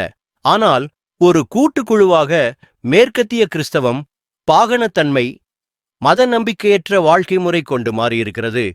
கிறிஸ்தவ மதம் இப்போது தன்னுடைய மதப்பண்பான வாழ்க்கை முறையை இழந்துவிட்டது மற்றும் அது பாகனமாக, மதமற்றதாக மாறியுள்ளது. இதுதான் முதல் பெரிய நிகழ்வு. இப்போது 2 ரோம்கள் உள்ளன. ஒன்று மூல ரோம் மத வழிமுறைகளை பேணிக் கொண்டிருக்கும் ரோம், மற்றொன்று போக்கசாவ் பொய்யான ரோம் மதத்தை கைவிட்டுவிட்டது. 2வது முக்கியமான நிகழ்வு என்னவென்றால், ஒட்டோமன் பேரரசு ஒரு முஸ்லிம் பேரரசு ஜிஹாத் தீவிர போராட்டம் நடத்தியது. ரோம் கான்ஸ்டான்டினோபிளை கைப்பற்றியது. ஒட்டோமன் சுல்தான் முகமத் பாத்தி, அவர் அந்த நேரத்தில் 20 அல்லது 21 வயது மட்டுமே ஆனவர். ஆனால் நீங்கள் இதுவரை அறியவில்லை என்றால் இப்போது தெரிந்து கொள்ளுங்கள். ஒட்டோமன் படைகள் கான்ஸ்டான்டினோபிளை கைப்பற்றும் போது அந்த நகரம் தன்னுடைய அனைத்து பகுதிகளையும் இழந்திருந்தது. அதாவது கான்ஸ்டான்டினோபிள் என்று அழைக்கப்பட்ட அந்த நகரம் மிகவும் சிறிய ஒரு பகுதியை மட்டும்தான் கொண்டிருந்தது. அத்துடன் கிறிஸ்தவ பெருமானை பேட்ரியார்க், அவர் அந்த நேரத்தில் ஒரு பழைய தூயவர் போல தனிமையில் இருந்தார். அவரது மதம் பலவீனமடைந்து அவருக்கு ஆதரவு இருந்தது. மிகக் குறைவாக அந்த கிறிஸ்தவ பேரரசருக்கு நகரம்தான் மட்டும் இருந்தது. அதைத் தவிர வேறு எதுவும் இல்லை. நகரத்தை பாதுகாப்பதற்கு 8000 அல்லது 9000 பேர் மட்டுமே இருந்தனர், அவ்வளவுதான். ஆனால் ஒட்டோமன் சுல்தான் அந்த நகரத்தை 200,000 பேர் கொண்ட பெரிய இராணுவத்தால் சூழ்ந்தார். இப்போது கவனிக்கவும், அல்குரான் அறிவிக்கிறது. மறந்துவிட்டால் நினைவூட்டுகிறேன். அல்குரான் என்பது அல்லாஹ்வின் வார்த்தை. அது தேவனுடைய வார்த்தை என்று ஒட்டோமன் பேரரசு மறக்கக்கூடாது. அல்குரான் கூறுவது என்னவென்றால், உங்கள் எதிரி சமாதானம் வேண்டுகிறான் எனில் நீங்களும் சமாதானத்தை ஏற்க வேண்டும். அவர் உண்மையிலேயே சமாதானம் விரும்புகிறாரா என்பதை பார்த்துத்தான் முடிவு செய்ய வேண்டும். உண்மையான சமாதான விருப்பம் இருக்க வேண்டும். வஞ்சகமாகவோ நாடகமாடி சமாதானம் காட்டுவது போல் இருக்கக்கூடாது. உதாரணத்திற்கு, இன்று உக்ரைன் போல் வெளிப்படையாக சமாதானம் பேசுவது போல், ஆனால் உண்மையாக போருக்கு தயார் இருப்பது போல் இருக்கக்கூடாது. இது இஸ்லாத்தின் மிக்க முக்கியமான கொள்கை. ஒரு எதிரி உண்மையாகவே அமைதி வேண்டுகிறான் எனில் அவனுடன் சண்டையிட முடியாது. அது தடை செய்யப்பட்டுள்ளது. போர் விரும்பவில்லை என்ற அந்த ஆர்த்தோடாக்ஸ் கிறிஸ்துவ பிஷப் பேட்ரியார்க் அவர் அமைதி விரும்பினார். முந்தைய கட்டணம் ட்ரிபியூட் செலுத்த தயாராக இருந்தார். அது போதும் என்று அல்லாஹ் கூறுகிறார். அந்த அமைதி யாசனையை ஏற்க வேண்டும். ஆனால் அந்த சமயத்தில் இருந்த உஸ்மானிய சுல்தான் அவர் அதை ஏற்கவில்லை. அல்லாஹ்வின் கட்டளையை மீறினார் மற்றும் அமைதி விரும்பியவர் மீது யுத்தம் நடத்தினார். இது ஒரு முக்கியமான குற்றச்சாட்டு. அந்த யுத்தம் அழுத்தப்பட்ட மத உணர்வை மேம்படுத்தியது அல்ல, அல்லாஹ்வின் கட்டளைக்கு நேர்மாறானது. இஸ்லாமிய மக்கள் மிகவும் மனதளவில் மயக்கப்படுத்தப்பட்டுள்ளனர் என்று சில நேரங்களில் எனக்கே சந்தேகம் வரும். ஆம், நான் அமெரிக்காவில் 12 வருடம் வாழ்ந்தேன். அப்போது அமெரிக்க மக்கள் எவ்வாறு ஊக்கப்படுத்தப்பட்டுள்ளனர் என்பதை உணர்ந்தேன். ஆனால் என் மக்கள் அமெரிக்க மக்களுக்கு விட மேலும் ஆழமாக மயக்கப்படுத்தப்பட்டிருக்கக்கூடும் என்று எனக்கே சில நேரங்களில் சந்தேகம் வருகிறது. ஏன் என்றால் அவர்கள் கான்ஸ்டான்டினோபிள் நகரை ஒட்டோமன் சுல்தான் கைப்பற்றியது ஒரு இஸ்லாமிய வெற்றி என்று நம்ப வைக்கப்பட்டுள்ளனர். அதை அவர்கள் தீர்க்கதரிசனத்தின் நிறைவேற்றமாகவும் பெருமைக்குரிய நிகழ்வாகவும் கருதுகிறார்கள். ஆனால் அல்லாஹ்வின் கட்டளையை மீறி நடைபெற்ற ஒரு போர் சமாதானமாக இருக்க விரும்பிய ஒரு கிறிஸ்துவ மக்களுக்கு எதிரானது என்றால் அதை எப்படி இஸ்லாமிய வெற்றியாக நாமற் கருத முடியும்? அது மெய்யான ஜிஹாத் அல்ல, பொய்யான போகுஸ் ஜிஹாத். ஏனெனில் அது தெய்வீக நெறிமுறைகளுக்கு எதிராக நடைபெறப்பட்டது. இது ஒரு வலிமையான மற்றும் சர்ச்சைக்குரிய கருத்து. நாம் இஸ்லாமிய வரலாற்றை மீண்டும் புனராய்வு செய்ய வேண்டும். குர்ஆனின் பார்வையில், சாம்ராஜ்ய கதை சொல்லிகளின் பார்வையில் அல்ல. இவர்கள் உண்மையை ஏற்க தயாரில்லை என்பதளவுக்கு மனதளவில் மயக்கப்படுத்தப்பட்டுள்ளனர். அதாவது ஒட்டோமான் சாம்ராஜ்யம் கான்ஸ்டான்டினோபிளை கைப்பற்ற ஒரு போலி ஜிஹாத் நடத்தியது என்பதை ஒப்புக்கொள்ள அவர்களுக்கு தயாரில்லை. இந்த மனச்சிதைவு இவ்வளவு தீவிரமாக இருந்தது. குர்ஆன் என்ன சொல்கிறது? கிறிஸ்தவ தேவாலயங்கள், சர்ச்சஸ், யூதர்களின் ஜெருகோட்டுகள், சினகாக் மற்றும் இஸ்லாமிய பள்ளிவாசல்கள், மஸ்க்ஸ், இவையெல்லாமே அல்லாஹ்வின் பெயர் அதிகம் குறிப்பிடப்படும் புனித இடங்கள் என்று குர்ஆன் கூறுகிறது. அதை மதிக்க வேண்டும் என்று குர்ஆன் கட்டளையிடுகிறது. ஆனால் ஒட்டோமான் சாம்ராஜ்யம் கிறிஸ்தவர்களின் முக்கிய தேவாலயமான ஹேகியா சோபியாவை பள்ளிவாசலாக மாற்றியது. இது குர்ஆனின் உத்தரவிற்கு எதிரான செயல். தெய்வீகமான இடங்களை பாதுகாக்க வேண்டும் என்பது குர்ஆனின் கட்டளை. குர்ஆன் எளிமையாகவே கூறுகிறது, யூதர்களின் சினாகோக்கள், கிறிஸ்தவர்களின் தேவாலயங்கள் மற்றும் மசூதிகள், இவை அனைத்தும் அல்லாஹ்வின் வீடுகள், ஹவுசஸ் ஆஃப் காட் என குர்ஆன் அங்கீகரிக்கிறது. மேலும் இந்த இடங்களை நாசமாக்க விரும்பும் தாக்குதல்களிலிருந்து அவற்றை பாதுகாப்பது ஒரு கடமையாக கூறுகிறது. தேவைப்பட்டால் போர் செய்து காப்பதற்கும் தயங்க வேண்டாம் என்று சொல்லும். இது ஒரு மிக முக்கியமான கருத்து. ஏனெனில் இது இஸ்லாமிய பார்வையில் மதங்களுக்கு இடையே மரியாதை, நம்பிக்கைகளை மதிக்கும் பண்பாடு மற்றும் அமைதியான சூழலாகியவற்றை காண்பிக்கிறது. அதாவது யாருடைய வழிபாட்டு இடமாக இருந்தாலும், அது அல்லாஹ்வின் பெயர் குறிப்பிடப்படும் இடமாயிருந்தால் அதை பாதுகாப்பது முஸ்லிம் சமூகத்தின் கடமையாகும். மேலும் குர்ஆனில் கிறிஸ்தவ தேவாலயம் மற்றும் யூத சினாகோக் ஆகியவை முஸ்லிம் மசூதிகளுடன் இணையாக குறிப்பிடப்படுகின்றன. இது ஒரு சூறாவில் உள்ளது. கான்ஸ்டான்டினோப்பிளில், இன்றைய இஸ்தான்புல், எருசலேம் நகரத்துக்கு வெளியே இருந்த மிக முக்கியமான கிறிஸ்தவ தேவாலயம் இருந்தது. அதன் பெயர் ஹாகியா சோஃபியா. இது கிறிஸ்தவ உலகத்தில் மிக முக்கியமானது எனக் கருதப்பட்டது. இது சுமார் 1000 ஆண்டுகளாக ஒரு தூய கிறிஸ்தவ தேவாலயமாக செயல்பட்டது. இது கிறிஸ்தவர்களின் பெருமை, அந்தஸ்து மற்றும் மத உணர்வுக்குரிய இடமாக இருந்தது. ஹாயா சோஃபியா உலக கிறிஸ்தவர்களின் பெருமை சின்னம். 1000 ஆண்டுகளாக அது முக்கியமான கிறிஸ்தவ தேவாலயமாக இருந்தது. ஆனா ஒட்டோமன் சுல்தான் ஆளுகை வந்ததும் அவர் குரானின் கட்டளைகளை மீறி அந்த தேவாலயத்தை பள்ளிவாசலா மாத்திட்டாரு. இது ஒரு பெரிய தவறா இருந்தது. அவங்க புனிதமான தேவாலயமான ஹாகியா சோபியாவை மசூதியாக மாத்திட்டாங்க. இது ஒரு பெரிய அவமானம்தான். அது மட்டும் இல்ல, இது அல்லாஹ்வின் கட்டளையை முற்றிலும் மீறுது. இப்படி நேர்ந்ததுக்கு நான் கண்டனம் தெரிவிக்கிறேன். ஆனா என்னோட மக்கள் என்னதான் குற்றமிடுறாங்க. எனக்காக கிரீஸ் காத்திருக்குது. இவர் எப்ப வரப்போறாருன்னு ரோமானியா காத்திருக்குது.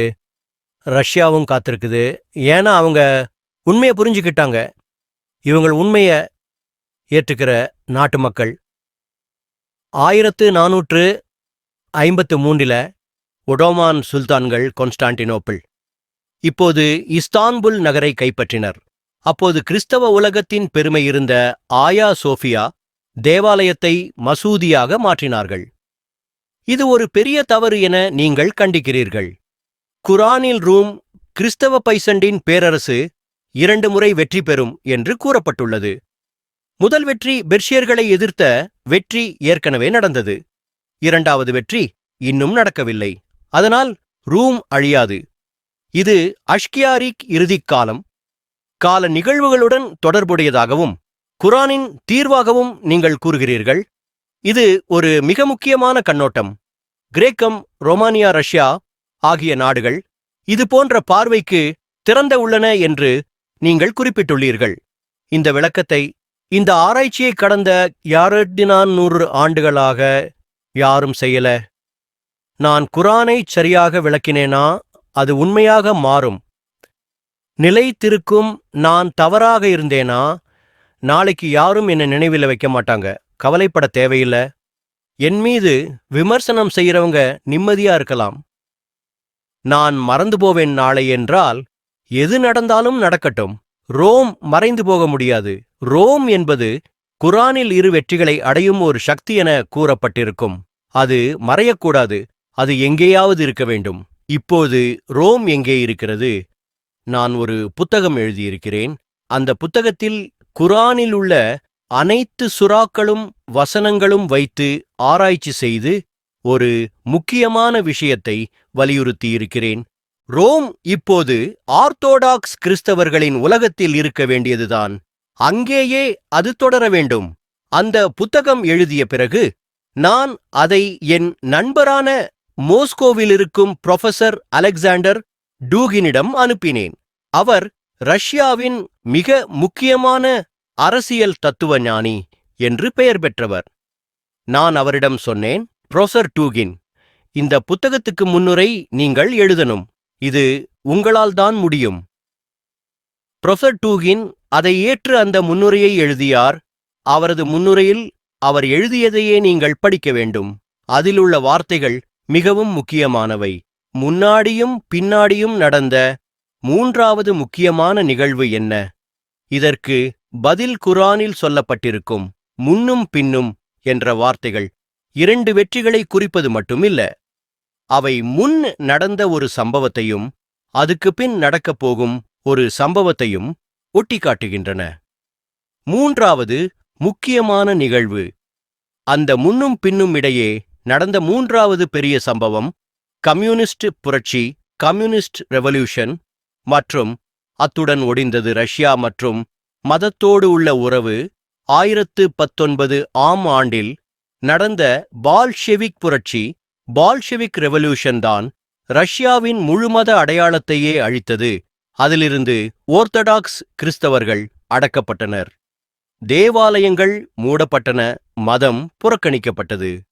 இதுதான் ரூம் என்பதன் அடையாளம். மறைந்து போன முக்கியமான காலகட்டம். ஆனால் இப்போது ரஷ்யா மீண்டும் மதத்தை நோக்கி திரும்புகிறது.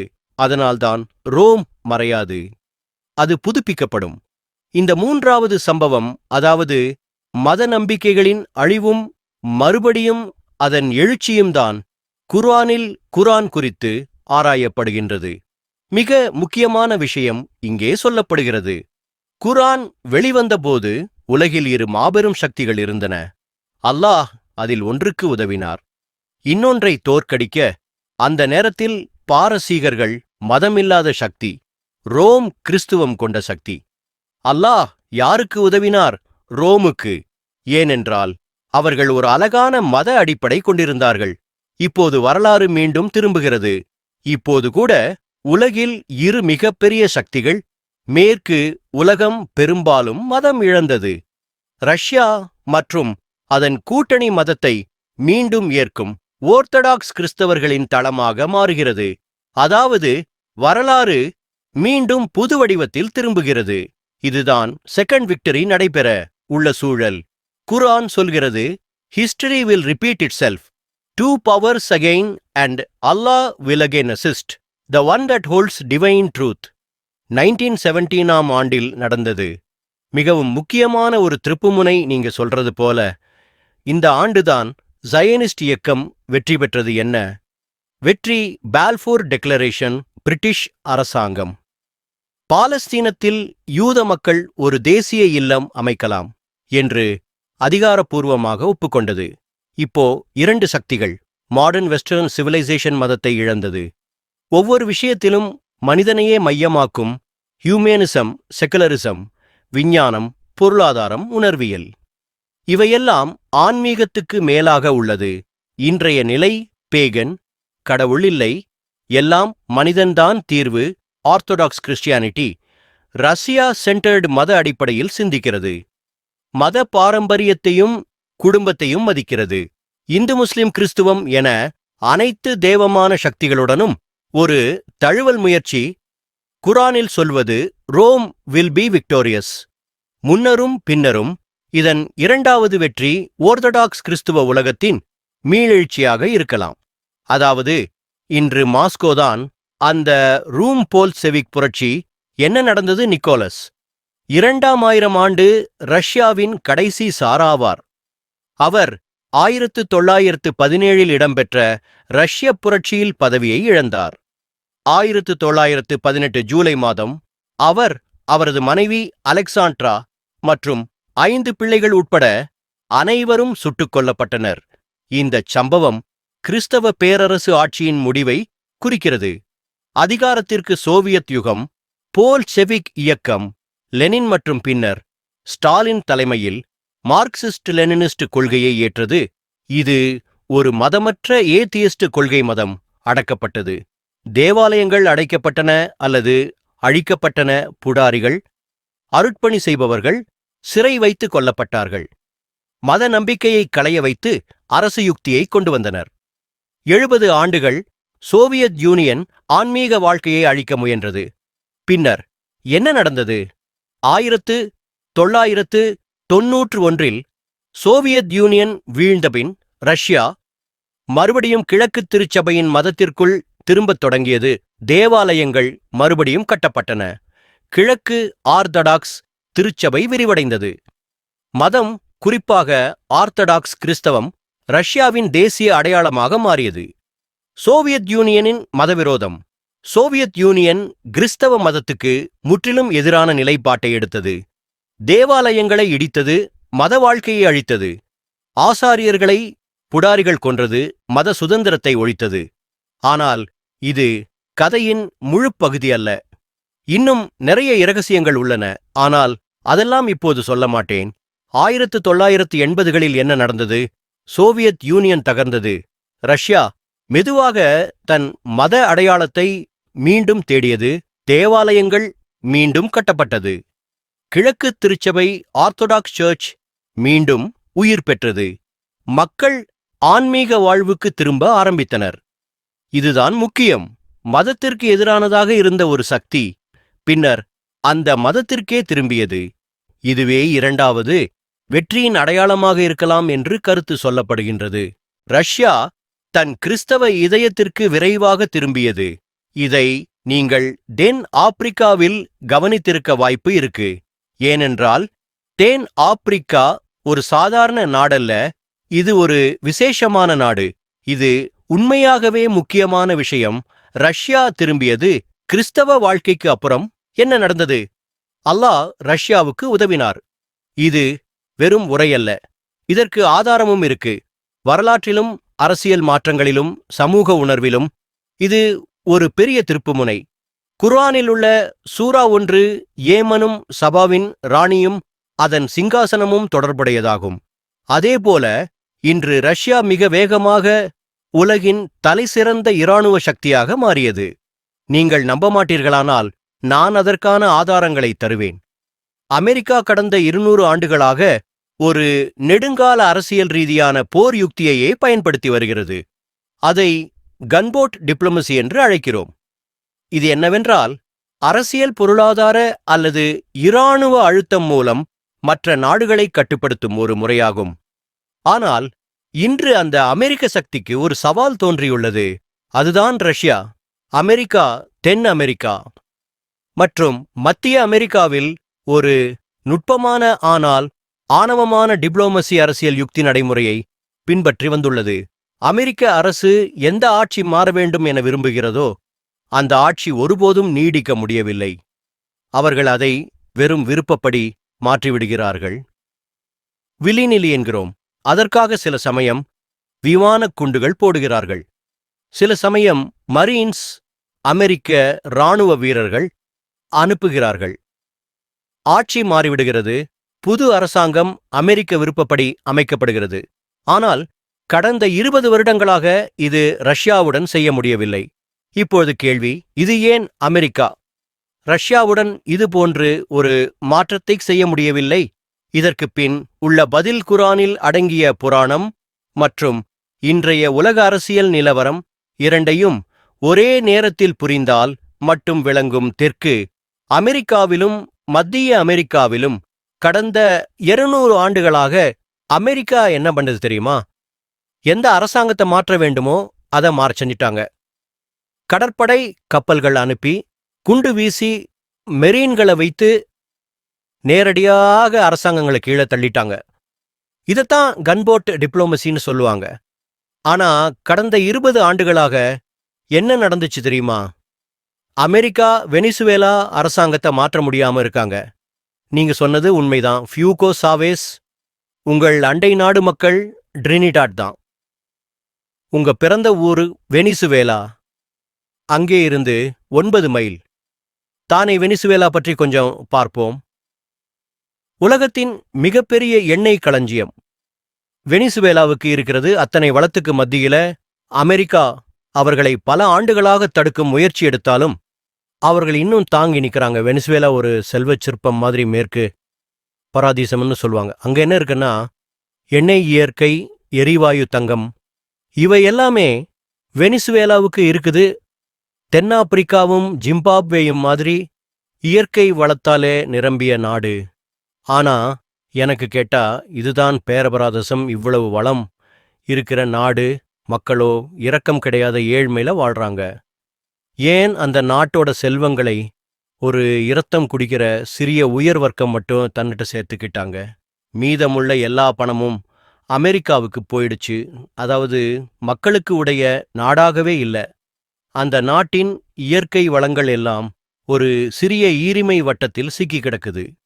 இதுதான் வங்கிய காப்பீட்டுக் கொள்கைகளும் பன்னாட்டு நிதியமைப்புகளும் செய்யற வேலை. வெனிசுவேலாவின் பெரும் திருப்புமுனை அப்போதான் ஆரம்பிச்சது. ஹூகோ சாவேஸ் என்ன சொன்னாரு? இந்த நாட்டோட செல்வம், எண்ணெய், தங்கம், வளங்கள் எல்லாம் மக்களுடையது. இதுக்கு கடை வைக்கணும். இனிமே இந்த செல்வம் வெளியே போகக்கூடாது, நம்ம மக்களுக்கு தான் வரணும். அந்த ஒரு உரையாலே அமெரிக்கா, பன்னாட்டு நிறுவனங்கள், நாட்டு உள்நாட்டு பெரும் பணக்காரர்கள் எல்லாரும் குலுங்க ஆரம்பிச்சாங்க. சாவேஸின் எதிர்ப்புகள், அமெரிக்கா அவனை மாற்றணும், மூலதன வட்டாரங்கள், இவன் ரெட் அலர்ட் ஊடகம், அவன் டிக்டேட்டர் மாதிரி சொல்லணும். ஆனா வெனிசுவேலா இராணுவம் அமெரிக்க டாலர்களால கூட வாங்க முடியல. அதுதான் ட்ரிகர் பாயிண்ட். அவங்க எதிர்பார்த்தது பயமுறுத்தல், ஆட்சி மாற்றம். ஆனா நடந்ததோ இது ஒரு பெரிய பாடம். ஒரு நாட்டின் தாராள இயற்கை வளங்கள் மட்டும் போதாது. அதை பாதுகாக்க நெஞ்சு கொண்ட தலைவர், மக்கள், இராணுவம் தேவை. வெனிசுவேலாவில் ஆட்சியை மாற்ற முடியலையா? அமெரிக்கா எல்லா வகையிலையும் தாக்குனாங்க. பொருளாதார தடைகள், ஊடக தாக்கங்கள், அரசியல் குழப்பம், குற்றச்சாட்டுகள், நாட்டிற்குள் கலகங்கள். ஆனா இன்னும் வெனிசுவேலாவில் ரெஜீம் சேஞ்ச் நடக்கல. ஏன் தெரியுமா? அமெரிக்கா நேரடியாக இராணுவ தலையீடு செய்ய முடியல. காரணம் என்ன? ரஷ்யா வெனிசுவேலாவுக்கு ஒளியில்லாத செக்யூரிட்டி அம்பரலா கொடுத்திருக்கு. ரஷ்ய இராணுவ ஆலோசகர்கள், உளவுத்துறைகள் மற்றும் டெக்னிக்கல் ஆதரவு நன்கு இருக்குது. வெனிசுவேலா ஒரு ரஷ்யா சீனா கூட்டணிக்குள்ள நுழைந்திருக்கு. அதான் அவர்கள் ஹேண்ட்ஸ் ஆஃப் அப்படின்னு மெசேஜ் கொடுத்துருவாங்க. 2 சூப்பர் பவர்களுக்கு இடையிலான நேரடி மோதல் வரும் நேரத்தில் ஒன்று முழுக்கவே பேகன் சிவிலைசேஷன் பிரதிநிதித்துவப்படுத்தும் மேற்கு நாடுகள், இன்னொன்று ஆன்மீகத்துக்கு மீண்டும் திரும்பிய ஆர்த்தடோடாக்ஸ் கிறிஸ்தவ நாடு ரஷ்யா. குர்ஆன் சொல்வது என்ன? சூரா அர்-ரூமில் அல்லாஹ் கூறுகிறார், ரூம் தோல்வியடைந்து விட்டது, ஆனால் சிறிது நாட்களில் அவர்கள் மீண்டும் வெற்றி பெறும். இப்போது என்ன நடக்கிறது? ரஷ்யா தன்னுடைய ஆன்மீக அடையாளத்துக்கு திரும்பியிருக்கிறது. புதிய மேற்கு நாகரிகத்தின் கீழ் நடைபெறும் ஒடுக்குமுறைக்கு எதிராக ரஷ்யா தைரியமாக நிற்கிறது. வரலாறு மீண்டும் திரும்பி நடக்கிறது.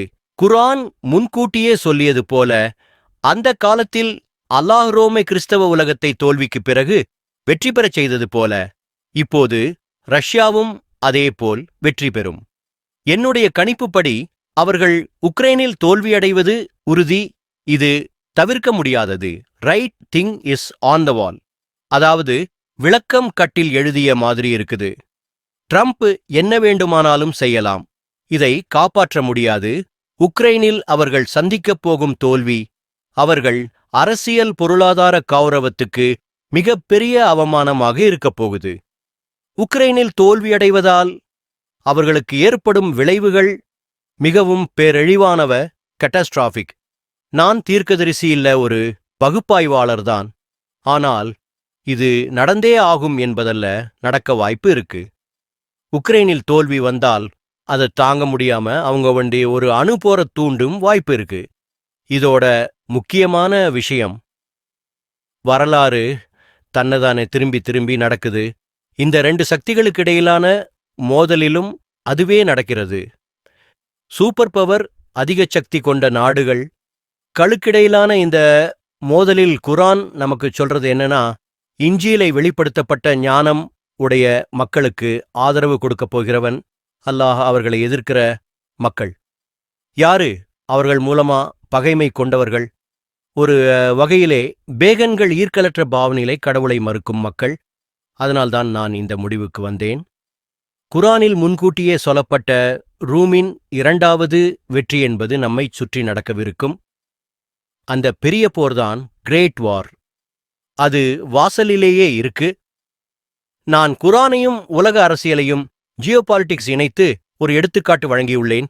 இது இன்று பாரம்பரிய இஸ்லாமிய கல்வி நிறுவனங்களில் கிடைக்காது. அவை முலானாக்கள் மற்றும் முஃபத்திகளை கடந்து உருவாக்குகிறன. ஏன் கிடைக்காது என்றால், என்னை மாறுபட்ட விதமான அறிவாளிகள் ஒரு மாறுபட்ட மாதிரியான பாணியில் பயிற்சி அளித்தார்கள். நான் இந்த உலக அரசியல் பகுப்பாய்வை தொடர முடிந்திருந்தால் நன்றாக இருந்திருக்கும்.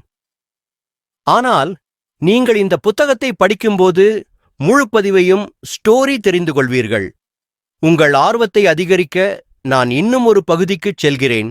நாம் சூரா அர்-ரூமிலிருந்து இடமாற்றமாகி சூரா அல் இம்ரானுக்குச் செல்கிறோம். இப்போது சிலுவை தண்டனை நடைபெறவிருக்கிறது. கவனமாக கேளுங்கள். யாரும் தங்களை முட்டாளாக காட்டிக்கொள்ளாதபடி, சரியா? ஏனெனில் ஆப்பிரிக்கா ஒரு சிந்திக்கக்கூடிய மக்கள். ஈசா அலைஹிஸ்ஸலாம் என்ன நடக்கப் போகிறது என்பதை கடைசி நேரத்தில் அறியவில்லை. அதனால் அல்லாஹ் அவரிடம் பேசுகிறார். அந்த உரையாடல் குர்ஆனில் பதிவு செய்யப்பட்டிருக்கிறது. உங்களுக்கு அது தெரிந்ததா? அல்லாஹ் ஈசா அலைஹிஸ்ஸலாம் உடன் முதல் நபர் என உரையாடுகிறார்.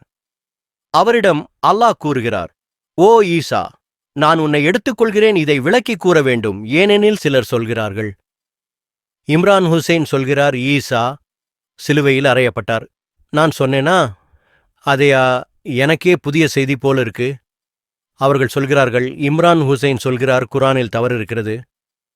நான் இது என்ன குழப்பமான பேச்சு? எங்கே இருந்து இத்தனை தவறான தகவல்களை வாங்குகிறீர்கள்?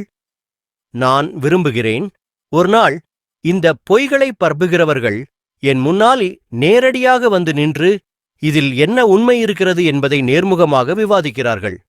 அது பதிவாகும் போல இப்போது அல்லாஹ் மற்றும் அவரது தூதர் மரியம் மகன் ஈசா அலைஹிஸ்ஸலாம் இடையே நடந்த உரையாடல். இது அல்லாஹ் கூறுகிறார், ஓ ஈசா, நான் உன்னை எடுத்துக்கொள்கிறேன். எதை எடுத்துக்கொள்கிறார்? சிலுவை தண்டனை சூழ்நிலையில் வஃபாத் என்ற சொல்லை பயன்படுத்தும் போது அதற்கான பொருள் என்ன? நான் உங்கள் பணப்பையை எடுத்துக்கொள்கிறேனா அல்லது உங்கள் வயிற்றையா? சில இயற்கையான காமன் சென்ஸ் அறிவை பயன்படுத்துங்கள். நாம் குர்ஆனில் போனால் இறப்பின் நேரத்தில் அல்லாஹ் எதை எடுத்துக்கொள்கிறார் என்பதை கூறுகிறது. குர்ஆன் மரண நேரத்தில் அல்லாஹ் எதை எடுத்துக்கொள்கிறார் என்பதை சூறாக்களில் பேசுகிறது. அது மரணத்தின் போது அல்லாஹ் உயிரை ஆத்மா எடுத்துக்கொள்கிறார் எனக் கூறுகிறது.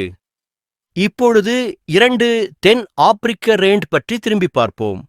இப்போது உங்களுக்குத் தெரியும், ஓ ஈசா, நான் உன்னுடைய உயிரை எடுத்துக்கொள்கிறேன் என்று அல்லாஹ் கூறுகிறார்.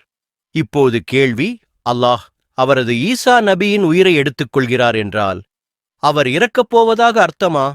இதை அல்லாஹ் உயிரை எடுத்தா மரணம்தான் என்று கூச்சலிடும் பள்ளி மாணவனிடம் போய் பள்ளிக்கு திரும்பச் சொல்லுங்கள். ஏனெனில் அவன் குர்ஆனை படிக்கவே இல்லை. அவன் மேசையின் மீது ஏறி கத்துவான், அல்லாஹ் உயிரை எடுத்தா நீங்கள் இறந்துவிட்டீர்கள். ஏனெனில் அவன் ஒரு பள்ளி மாணவன். ஆனால் குர்ஆன் என்ன சொல்கிறது என்றால், அல்லாஹ் உயிரை மரண நேரத்தில் எடுத்துக்கொள்கிறார். ஆனால் அதே குர்ஆன் பிற இடங்களில் வலியுறுத்திய விதத்தில் இன்னும் கூறுகிறது, அல்லாஹ் சிலருடைய உயிரை எடுத்துக்கொள்கிறார், ஆனால் அவர்கள் நிச்சயமாக இறப்பதில்லை. இதை அந்த பள்ளி மாணவன் அறியவில்லை. உதாரணமாக, அல்லாஹ் உங்களை உறங்கும்போது உங்கள் உயிரை எடுத்துக்கொள்கிறார். அவர் உங்கள் உயிரை எடுத்த பிறகு அதை வைத்துக்கொண்டால் நீங்கள் இறந்து விடுவீர்கள். அதாவது யாருக்கு மரணம் எழுதியிருக்கிறதோ அவர்களுடைய உயிரை அவர் வைத்துக் கொள்கிறார். ஆனால் குர்ஆன் தொடர்ந்து என்ன சொல்கிறது என்றால், அல்லாஹ் உங்கள் உயிரை எடுத்திருந்தாலும் அது உங்களுக்கு மரணமாக வேண்டும் என்று எழுதப்படவில்லை என்பதால்தான் அவர் உங்கள் உயிரை மீண்டும் உடலுக்கு திருப்பி அனுப்புகிறார். அதனால்தான் இங்கு நீங்கள் பலரும் இன்னும் உயிருடன் இருக்கிறீர்கள். ஏனெனில் அல்லாஹ் உங்களை உறங்கும் போது உங்கள் உயிரை எடுத்தார், பிறகு மீண்டும் திருப்பி அனுப்பினார். நீ உறங்கிக் கொண்டிருந்தாய், அல்லாஹ் உன்னுடைய உயிரை எடுத்தார், பிறகு அதை மீண்டும் திருப்பி அனுப்பினார். இப்போது நாம் அந்த உரையாடலுக்கு திரும்ப வேண்டியுள்ளது. ஓ ஈசா, நான் உன்னுடைய உயிரை எடுத்துக்கொள்கிறேன். அது உன்னுடைய பணப்பை அல்ல, உன்னுடைய படுக்கை கூட அல்ல. நான் உன்னுடைய உயிரை எடுத்துக்கொள்கிறேன். அல்லாஹ் கூறுகிறான், அவர்கள் அவரை கொல்லவில்லை என்றும் அவர்கள் அவரை சிலுவையில் ஏற்றவில்லை என்றும். எனவே அல்லாஹ் அவருடைய உயிரை எடுத்தபோது என்ன செய்தார்? அவர் கூறினார், நான் உன்னுடைய உயிரை எடுத்துக்கொள்கிறேன். ஏனெனில் அவர்கள் நினைப்பது போல் நீ சிலுவையில் ஏற்றப்பட்டதாகத் தோன்றச் செய்ய வேண்டும். ஆனால் அது உண்மையில்லை. அவர் என்ன செய்தார்? பதில், அவர் உயிரை மீண்டும் திருப்பி அனுப்புவது அதுதான். ஆனால் எவரும் பார்க்காத போது அந்த உயிரை திருப்பி அனுப்புகிறார். பின்னர் குர்ஆன் தொடர்கிறது, நான் உயிரை மீண்டும் அனுப்பிய பிறகு அவர்கள் அதை உயிர்ப்பது ரெசரெக்ஷன் என்று அழைக்கிறார்கள். அதுதான் கிறித்துவ கண்ணோட்டம். அவர் உயிர்த்தெழுந்தார் என்பதுதான். ஆனால் நாங்கள் சொல்வது, அல்லாஹ் உயிரை எடுத்தார், பின்னர் அதை திருப்பி அனுப்பினார். மேலும் அல்லாஹ் கூறுகிறார், நான் உன்னை என்னிடமே உயர்த்துவேன். அதாவது உடல் இப்போது மாற்றப்பட்டுள்ளது. மிராஜ் நிகழ்வில் போல் இந்த பரிமாணத்திலிருந்து ஒரு பரத்ரு பரிமாணத்திற்கு டிரான்சென்டென்டல் டிமென்ஷன் மாற்றப்பட்டது. அதனால்தான் அவர் உயர்த்தப்பட்டார். மேலும் அல்லாஹ் கூறுகிறார், அவர்கள் உன்மீது வைத்துள்ள குப்ர் நம்பிக்கை, மறுப்பு இழைவுகளை நான் உன்னிடமிருந்து சுத்தம் செய்வேன். இப்பொழுது புவியியல் அரசியலை, ஜியோபாலிட்டிக்ஸ் கவனியுங்கள். இப்பொழுது புவியியல் அரசியலை கவனியுங்கள். நான் உன்னை இயேசுவை பின்பற்றுகிறவர்களை உயர்வான நிலைக்கு கொண்டு வருவேன், மறுத்தவர்களைக் காட்டிலும் மேலாகவும் ஆட்சி செய்பவர்களாகவும் உயர்த்துவேன். நான் உன்னை உயர்த்தும் போது யார் உன்னை பின்பற்றுகிறார்களோ அந்த கிறித்துவர்கள், குர்ஆன் கூறும் இந்த வசனத்தை நான் மேற்கோள் காட்டும்போது அவர்கள் மிகவும் மகிழ்கிறார்கள். ஓட்டோமானிய பேரரசு இதைப் பற்றி 600 ஆண்டுகள் அவர்கள் கிறித்தவர்களுக்கு சொல்லவே இல்லை. நான் உங்களை இயேசுவை பின்பற்றுபவர்களை அந்த ஆட்சிச் சக்தி நிலைக்கு உயர்த்தும்போது யார் இயேசுவை மறுத்தார்கள்? எனக்கு யூதர், ஜூஸ் என்ற வார்த்தையை பயன்படுத்த அனுமதி இருக்கிறதா? அது உண்டா? சாத்தியமா? நான் அந்த வார்த்தையை சொல்லலாமா? யூதர் என்ற வார்த்தைக்கான வரையறை என்னவென்றால், கிறித்தவர்களிடம் இருந்து வேறுபடும் விதமாக இருக்கிறார். கிறித்தவர் இயேசுவை மெஸ்ஸியாக மீட்பராக ஏற்கிறார், ஆனால் யூதர் அவரை நிராகரிக்கிறார். இது தவறா?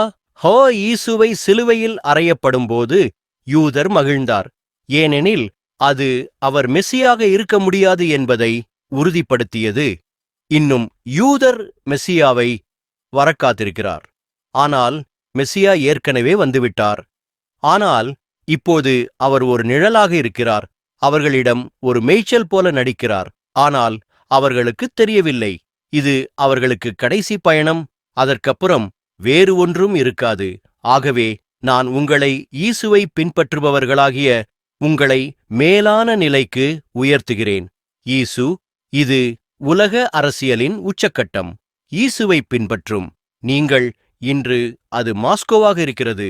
நீங்கள் அவரை நிராகரித்தவர்களிடையே மேலான நிலைக்கு உயர்த்தப்படுவீர்கள்.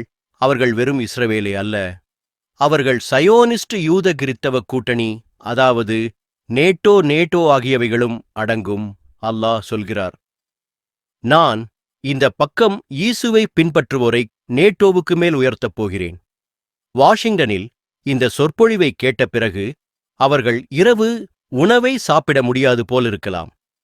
நான் இந்த கிறித்தவ மக்களை அந்த மேலான நிலைக்கு உயர்த்திய பிறகு அவர்கள் உலகின் முடிவு வரை அந்த நிலையை தக்க வைத்துக் கொள்வார்கள். அதனால் நீங்கள் கூறலாம், நெதன்யாஹூவுக்கு ஒரு செய்தி, அதை பிடுங்கி சிந்தி. நான் இதோ ஒரு எடுத்துக்காட்டைத் தருகிறேன்.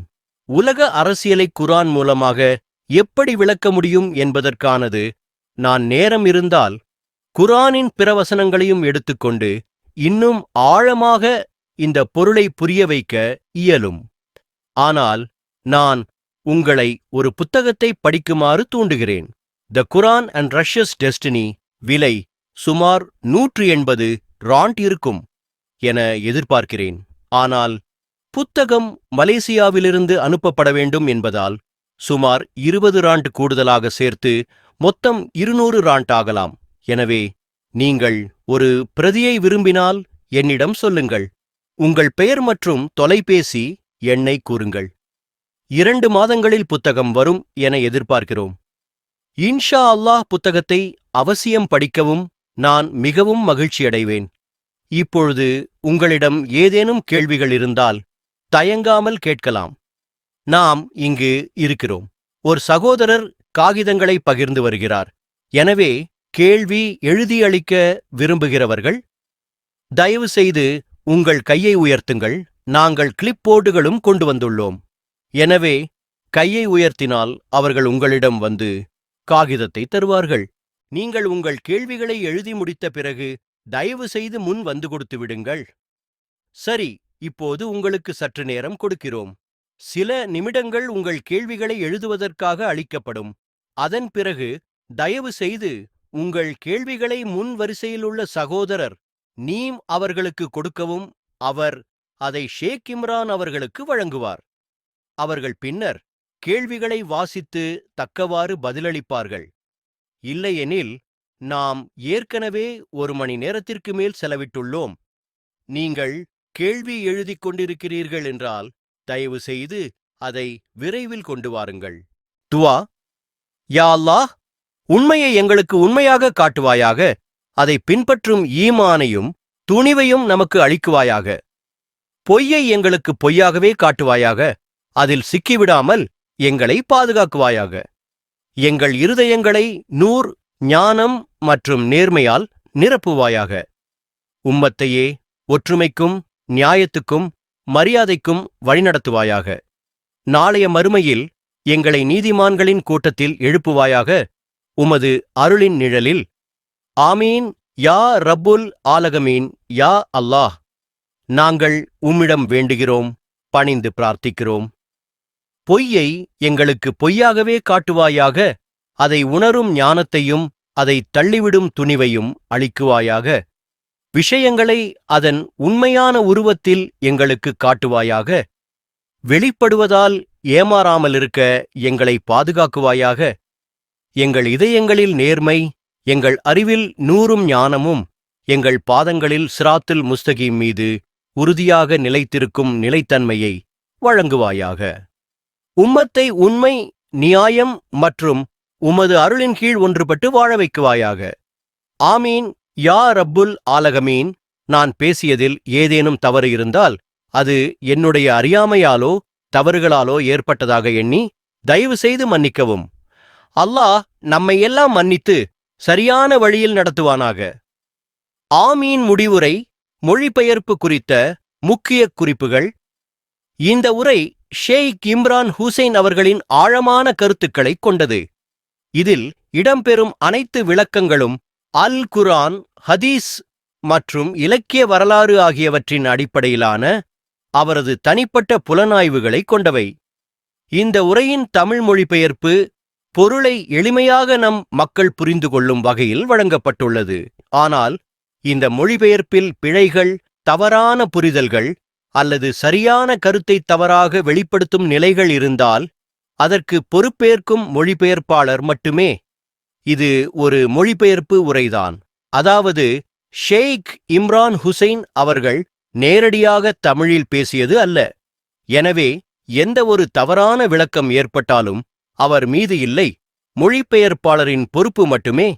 இவ்வாறு இந்த உரையின் மொழிபெயர்ப்பு உங்கள் அறிவுக்கும் ஆத்மார்த்த நோக்கிற்கும் உதவியாக இருப்பதாக நம்புகிறோம். அல்லாஹும்ம அர்னல் ஹக்க ஹக்கன் வர்சுக்ன திபாஅஹு வ அர்னல் பாத்தில பாத்திலன் வர்சுக்ன இஜ்தினாபஹு வஸ்ஸலாமு அலைக்கும் வ ரஹ்மத்துல்லாஹி வ பரகாதுஹு.